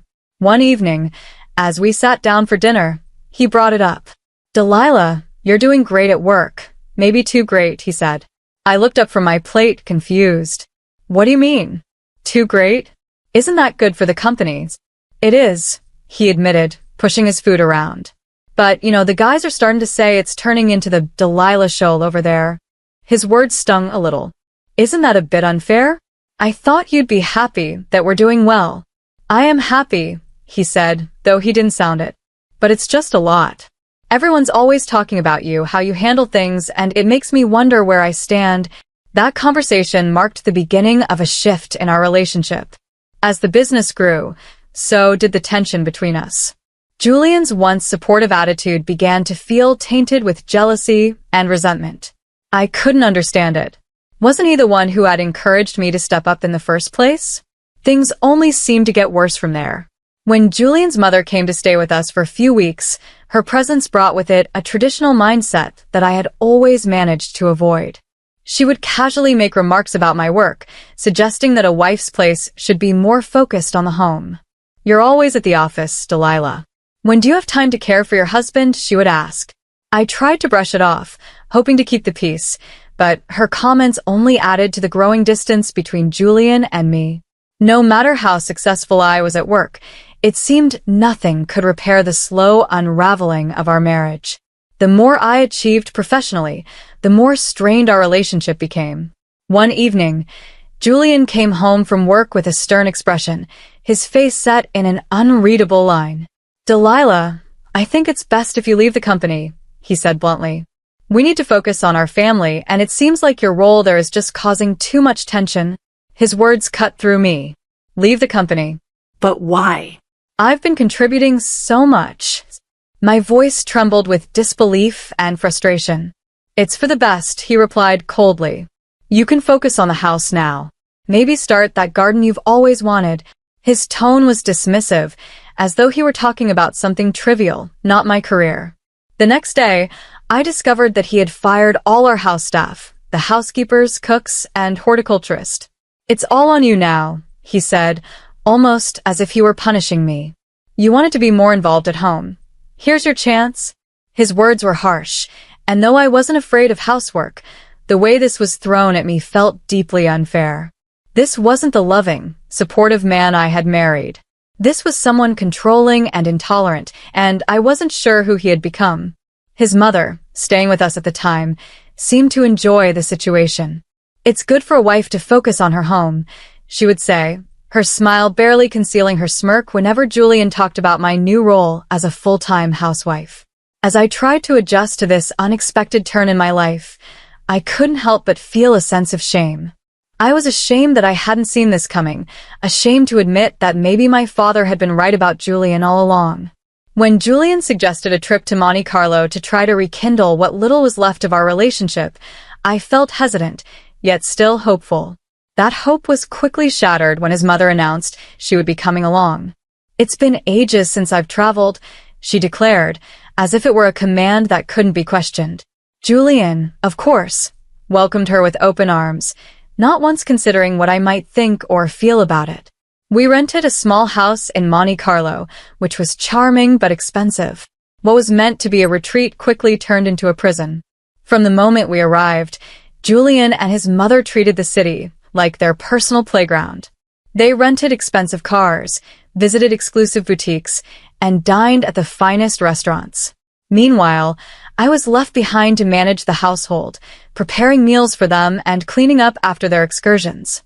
They demanded home-cooked meals, turning me into nothing more than a servant in a holiday home. I was trapped, cooking and cleaning while they enjoyed themselves. As the days went by, Julian's mother's comments became sharper, more cutting. "Really, Delilah, living at someone else's expense must be quite the life, huh?" she would sneer, her words a slap disguised as a smirk. Julian never came to my defense. Instead, He laughed at her remarks, and each time, his laughter felt like a betrayal. It echoed through the cold walls of our temporary home, and with each laugh, the bond between us seemed to break a little more. I had always felt like an outsider in the city, its shine dimmed by the cold judgment of those around me. One evening, as we walked past a grand, old-fashioned hotel, its stately facade stood as a symbol of a world full of grace and admiration, a world I could never quite belong to. Julian's mother, her voice dripping with envy, remarked loudly, "Lucky billionaire Harris. Imagine owning a hotel like that, ruling over a palace of your own." Later that night, as we sat down at a restaurant overlooking the sea, my patience was finally worn thin. Julian's mother waved the waiter over with an air of superiority, dismissing me as if I were invisible. For Delilah, just the cheapest dish. No need to spoil her with luxuries she doesn't deserve, she declared, making sure her words carried to the nearby tables. Julian laughed and casually agreed, adding, "Good call, Mom. Let's not go overboard." Humiliation hit me like the waves crashing against the rocks below. I stood up abruptly, the sound of my chair scraping the floor echoing my inner turmoil. "I won't stand for this anymore," I said, my voice trembling but steady, louder than I meant. My hands shook, but I stood firm in my decision. "I'm divorcing you, Julian." The cold air of Monte Carlo couldn't compare to the chill of betrayal I felt as I walked away from the restaurant. Instead of apologizing, Julian and his mother followed, hurling insults at me. As I quickened my pace, his mother's voice rang out, sharp and mocking. "Just look at her, a beggar, unworthy of my son." My heart pounded in my chest, but before I could escape, Julian caught up with me and grabbed my purse. His fingers tightened around it as he sneered, "This is my money, Delilah. Go on, get out on all fours if you have to." His words cut deep, dripping with contempt. With a violent yank, he wrenched the purse from my shoulder, leaving me standing there, stunned and shaking. His mother's cruel laugh followed as she added, "Maybe now you'll learn to beg in Monte Carlo, since that's all you're good for." Their laughter echoed down the street, leaving me feeling small and alone. But just as their insults reached their peak, fate intervened. We had walked up to the very hotel Julian's mother had envied earlier, the one she had longed to own. With a sneer, she pointed to the hotel and said, "Maybe they'll let you in as a beggar." At that exact moment, the gates of the hotel opened, and a guard appeared. He saw me, and his face lit up with recognition. "Miss Harris," he called out, his tone warm and respectful. As he walked toward me, he saluted. The air shifted in an instant. Julian and his mother froze, their expressions changing from satisfaction to confusion. The guard smiled broadly. "Your father told us you might stop by. Please, this way. The best room is always reserved for you." As he spoke, Julian's mother's face turned pale, her earlier arrogance evaporating. She stammered, "Harris? As in billionaire Harris?" Ignoring their stunned silence, I walked toward the guard. Every step was a quiet declaration of my independence. I straightened my posture and thanked Julian, my voice calm and controlled. Inside, a wave of relief and vindication washed over me. Behind me, Julian's voice cracked with desperation. "Please, Delilah," he pleaded. "I didn't mean," but his mother, not to be outdone, shouted over him, "Perhaps we could come in for a drink at least?" I didn't even glance back. As I stepped into the hotel, the heavy doors closing behind me felt like a powerful symbol, shutting out the turmoil of my old life. Julian led me to the reception, where the staff greeted me with the respect due to the daughter of their employer. The flight back to the United States felt endless, giving me plenty of time to think about what was next. By the time I landed, my resolve was as solid as the city sidewalks, ready to be walked upon, yet unwavering in the face of pressure. The following day, I sat in the office of a renowned lawyer. He spread papers across the table before me, like a strategist planning his next move. "It seems," he said, his voice a mix of surprise and disbelief, "that during your time with the company, your husband failed to pay you bonuses for the multi-million-dollar deals you closed." "That sounds about right," I replied, my mind replaying the countless hours I had devoted to the company. All the successes I had driven, all the late nights, and all the sacrifices. We were filing for $7 million. The courtroom felt cold and impersonal, a sharp contrast to the fiery glares Julian shot my way as he fumbled through his defense. The man I had once loved now appeared small and insignificant. When the verdict was read, a resounding victory in my favor, awarding me $7 million, Julian's face crumpled with defeat. Outside the courthouse, he tried one last time to plead his case. "Delilah, everyone's laughing at me," he said, his voice weak. "I messed up. Can we start over?" His words could have pulled at my heartstrings once, but not anymore. The woman I had become was no longer moved by his empty promises. "You only miss the money, Julian," I said, my voice sharp, cutting through the cool air. "Maybe you should listen less to your mother next time." Without waiting for a response, I turned and walked away, the sound of my heels echoing against the pavement. That was the final chapter. Back home, I faced my father. The silence between us was heavy, filled with words left unsaid. Finally, I broke the quiet. "Dad, I should have listened to you." He wrapped me in a warm embrace, his words full of understanding. "You had to learn on your own. Now you know, and knowing is half the battle." We talked late into the night, about life, mistakes, and new beginnings.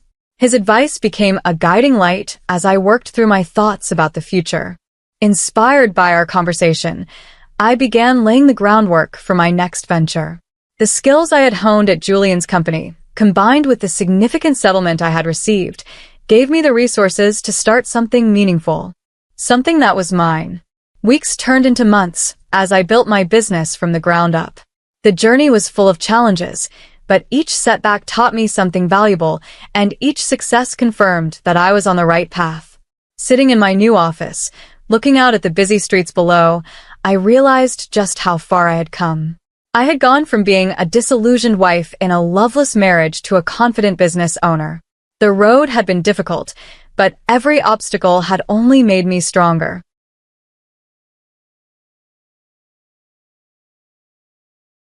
My name is Layla. I was born in a quaint suburban town to my wonderful parents, Logan and Madison. My father worked in a news channel, and my mother used to clean in the hospital. Although we weren't wealthy, our home was filled with contentment and love. Life ticked along normally until I turned 14. That's when the axis of my world shifted dramatically. It was a rainy Tuesday evening. My parents had been out at a dinner party while I stayed home with my grandmother, engrossed in a cartoon, when the shrill ring of the phone pierced the air. I can still recall the shiver that coursed through me as I listened to my grandmother's subdued sobs from the kitchen. The following days passed in a haze of confusion and sorrow.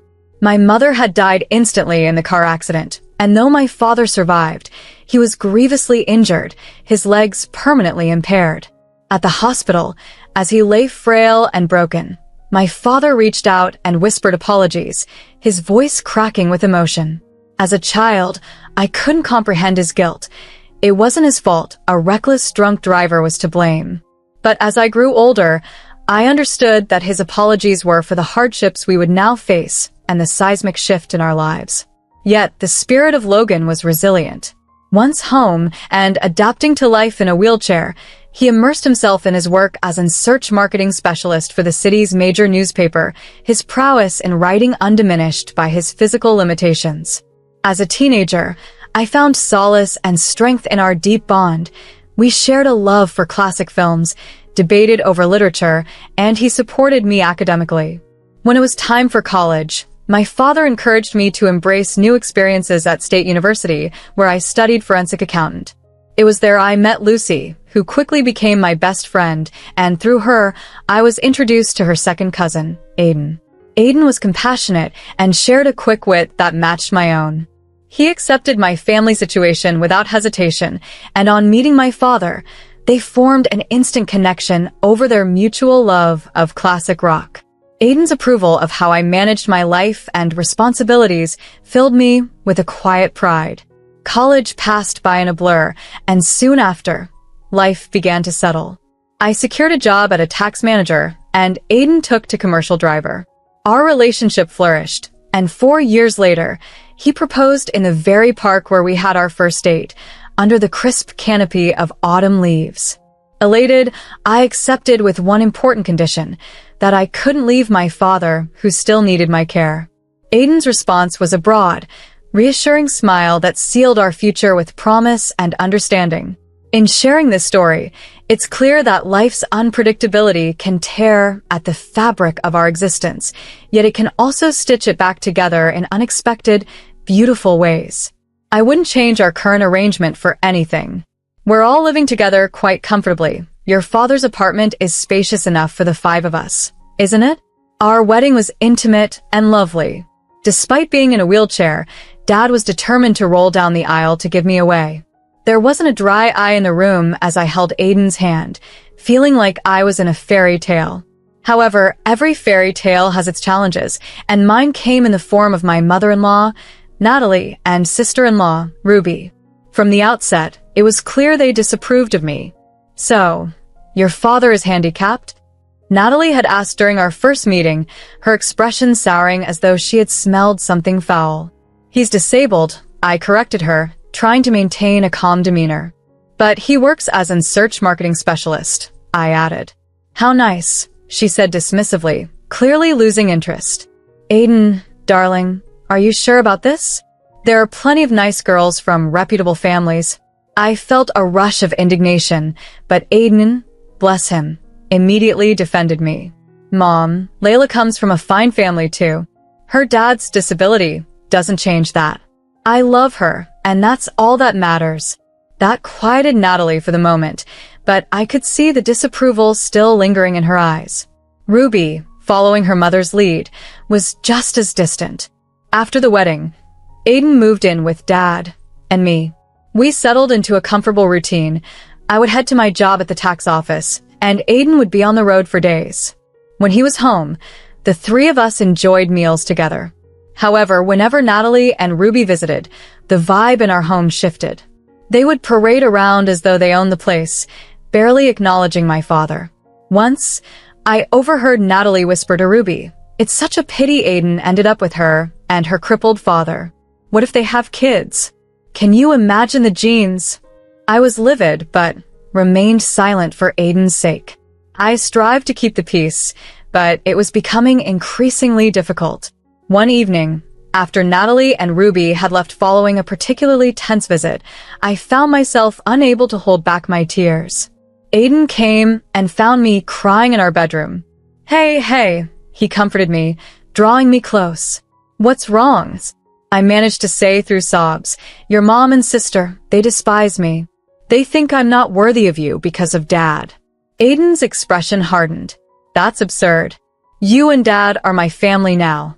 If they can't accept that, it's their problem, not ours." His words were reassuring, but I still felt uneasy about the ongoing tensions with Natalie and Ruby. As time went on, Aiden's trucking business thrived, and he was frequently on the road. I missed him dearly during his absences, but I kept busy with work and spending evenings with Dad. One crisp autumn night, as I was helping Dad into bed, Aiden called, his voice buzzing with excitement. "Layla, I've been thinking," he began, "how would you feel about us buying a townhouse? It would be more accessible for Dad in his wheelchair. He could spend more time outdoors, and you could even have a garden to tend to." While traveling on the road, the more my friends spoke about the idea, the more intrigued I became. I glanced at my dad, who was pretending not to overhear us. "What do you think, Dad?" I asked, switching the phone to speaker mode. Dad's eyes sparkled with excitement. "A garden sounds wonderful," he confessed, "and it'd make getting outside so much easier." That was the deciding moment. Over the next several weeks, we dedicated ourselves to finding a new home. Eventually, we discovered the ideal place, a spacious townhouse with wide doorways, a wheelchair-accessible shower for Dad, and a lovely backyard. Although taking out a mortgage was daunting, with the combined incomes of my partner, Aiden, and myself, plus the rent from Dad's previous apartment, we managed to afford it. We moved in on a sunny Saturday in spring, and I'll always remember the joy on Dad's face as he wheeled out onto our new patio. "This is perfect, sweetie," He beamed, his eyes gleaming with gratitude. Over the following months, we settled in comfortably. I started a small vegetable garden, and Dad spent hours outside, enjoying the sunshine and fresh air. It was blissful. Then came the housewarming party, where we invited friends, colleagues, and yes, Natalie and Ruby. They arrived late, as usual, surveying everything with barely hidden envy. As we toured the house, I noticed Natalie's calculating glances. When we reached the master bedroom, she leaned in with a sly grin. "You know, Layla," she whispered, "this room would be perfect for Aiden and me. Why don't you send your father to a nursing home? Then I could move in here?" I was stunned. "Excuse me?" I managed to say, but Natalie wasn't done. "Your father isn't well, he's not fully himself anymore. He doesn't need all this luxury, a nursing home would suffice for him." Before I could respond, Natalie strode out to the patio where Dad was chatting with guests. To my horror, she grabbed his wheelchair and began pushing him towards the driveway. "Natalie!" I yelled, chasing after her. "What are you doing? If you want him outdoors, he can stay right here." I was furious and shaken. Thankfully, Aiden heard the commotion and came running, his face flushed with anger. "Mom," he shouted. "What the hell are you doing? Let go of Logan's chair, now." Natalie looked taken aback by Aiden's stern tone. "But honey, I don't want to hear it," Aiden cut her off. "You and Ruby need to leave now." After they left, Aiden apologized deeply to Dad and me. "I'm so sorry," he said, his voice thick with emotion. "I had no idea she'd go this far. I'm just so sorry." Dad reached out, patting Aiden's hand. "It's not your fault, son.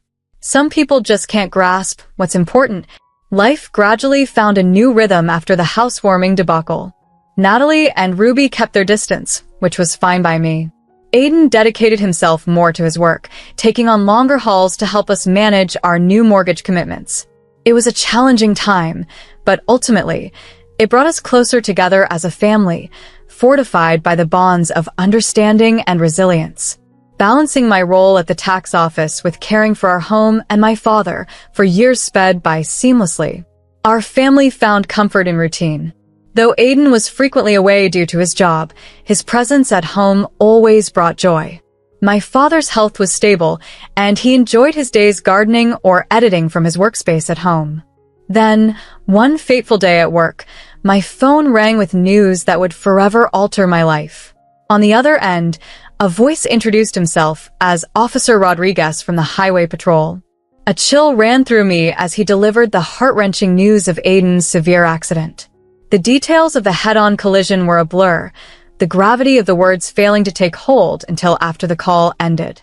That was when the harsh reality hit me. Aiden was no longer with us.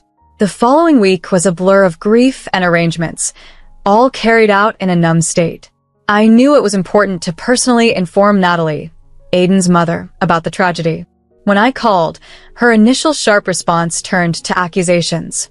Blaming me for the accident, she claimed it was my fault for Aiden's rigorous work schedule. Her harsh words left me reeling, but she ended the call abruptly, leaving me in tears. Aiden's funeral reflected the somber weather, with a gray, drizzly day. Despite the absence of his mother and sister, the community's turnout showed the respect and love they had for him. My father's supportive presence reassured me as we faced this tough time together. When we returned home, something felt amiss. The lights were on, and there was movement inside, highly unusual as I had made sure everything was off before we left. Concerned we might be being burgled on such a day, I cautiously approached with my father. To my surprise, the voices inside were familiar, a twist I had not anticipated on such an already emotional day. As I entered our living room, I was met with a chaotic scene, Natalie and Ruby surrounded by boxes and random furniture. "What on earth is happening here?"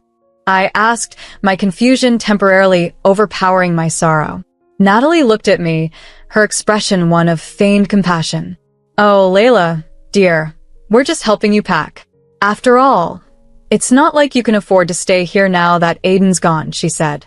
I was dumbstruck. Ruby added in her overly sweet tone, "Don't worry, you can move back into your dad's apartment. It's quite cozy." Anger surged within me.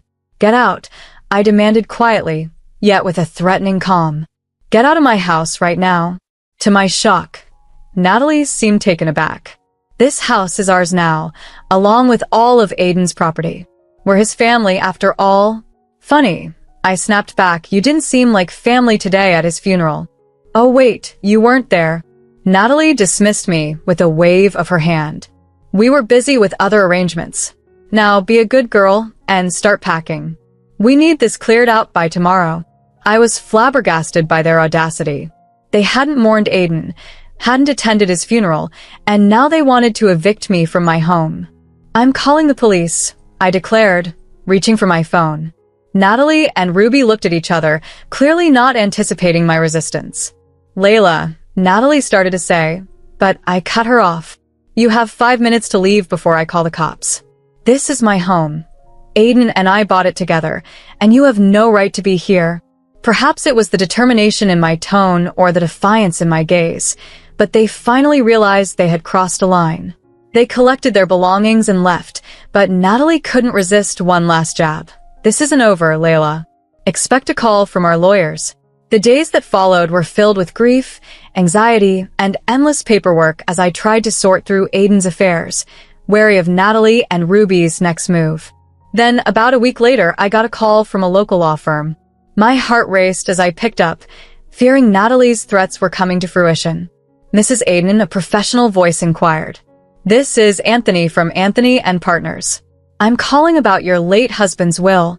"A will?" Aiden hadn't mentioned a will. "Yes, he came to us 4 months ago," Mr. Anthony continued. "He was quite clear about his intentions." The following morning, I sat across from Mr. Anthony in his office, anxious about what I would learn. He offered his condolences before opening Aiden's file. "As I mentioned, your husband drafted a will," he said and began to read. "I, Aiden, being of sound mind, hereby bequeath all my worldly possessions to my beloved wife, Layla." I gasped, tears filling my eyes as he continued. "This includes our home, my truck, and all our savings. It is my wish that Layla use these resources to care for herself and her father, Logan, whom I have come to love as my own. Even from beyond the grave, Aiden was protecting us." Mr. Anthony handed me a letter from Aiden. Trembling, I opened it. "My dearest Layla, if you're reading this, it means I'm gone. I'm so sorry for leaving you and Logan.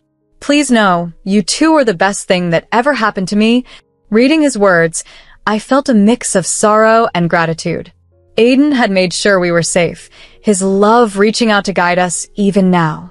I drafted this will because I knew the nature of my mother and sister, and I didn't want to cause you any worry, Layla.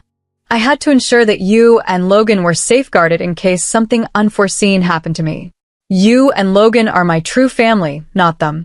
Take good care of each other, live fully, and remember I will always be looking out for you. With all my love, Aiden. Holding the letter tightly, tears streamed down my face, and my father, his hand comforting me, was also crying. Mr. Anthony, our lawyer, allowed us a moment to compose ourselves before continuing. He informed us that, given the accident, the insurance was set to pay out the full value of my husband's policy. "What does that mean?" I asked through my tears. Mr. Anthony replied with a gentle smile. "It means you'll receive enough money to clear your mortgage and more." Leaving his office, I felt a huge relief lift off my shoulders. Aiden had indeed taken care of everything. As we arrived home, I noticed a familiar car nearby. My heart dropped. It was Natalie's sleek sedan. "Oh no," I muttered under my breath. Natalie and Ruby were on our porch, but this time I felt strong. With Aiden's letter in my pocket and his love in my heart, I confronted them. "Layla," Natalie started, her voice overly sweet, "we need to talk about Aiden's estate." I stood firm. "No, Natalie, we really don't. Aiden left everything to me. It's all legal. And you know why? Because we were his family, not you. Now, please leave. You're trespassing." Natalie was momentarily speechless, and Ruby, looking uneasy, quickly pulled her away. In the weeks that followed, as I managed Aiden's affairs, the insurance money arrived as promised, enough to pay off our mortgage, and then some. One afternoon, I discovered a journal in Aiden's desk, filled with his handwritten plans and dreams, including starting a college fund for the children we hoped to have. Reading his words, I felt a renewed sense of loss for the future we'd planned together. That night, I struggled to sleep, haunted by thoughts of what could have been. When I did drift off, I dreamt of Aiden smiling, reassuring me that everything would be okay. I awoke feeling strangely different. As the days passed, morning sickness set in, signaling the start of a new chapter. At first, I attributed my constant unease and distraction to stress and the deep sorrow I was experiencing, but a nagging thought at the back of my mind suggested there might be another reason. After a week of inner turmoil, I found myself in the pharmacy, my hands shaking as I picked up a pregnancy test. The 5 minutes I waited for the result felt like an eternity. When I finally mustered the courage to look, the 2 distinct blue lines confirmed my suspicions. Overwhelmed by a flood of emotions, joy, fear, grief, and hope, I collapsed on the bathroom floor, tears mixing with a whirlwind of feelings. "Layla, is everything okay in there?" My dad's voice pierced the silence. Opening the door, tears streaked down my cheeks. His face shifted from concern to alarm as he saw my state. "What's wrong, sweetie?" he asked. Holding up the pregnancy test, my voice trembled. "I'm pregnant, Dad." As I broke down, he wrapped his arms around me, comforting me with the same tenderness he showed when I was younger.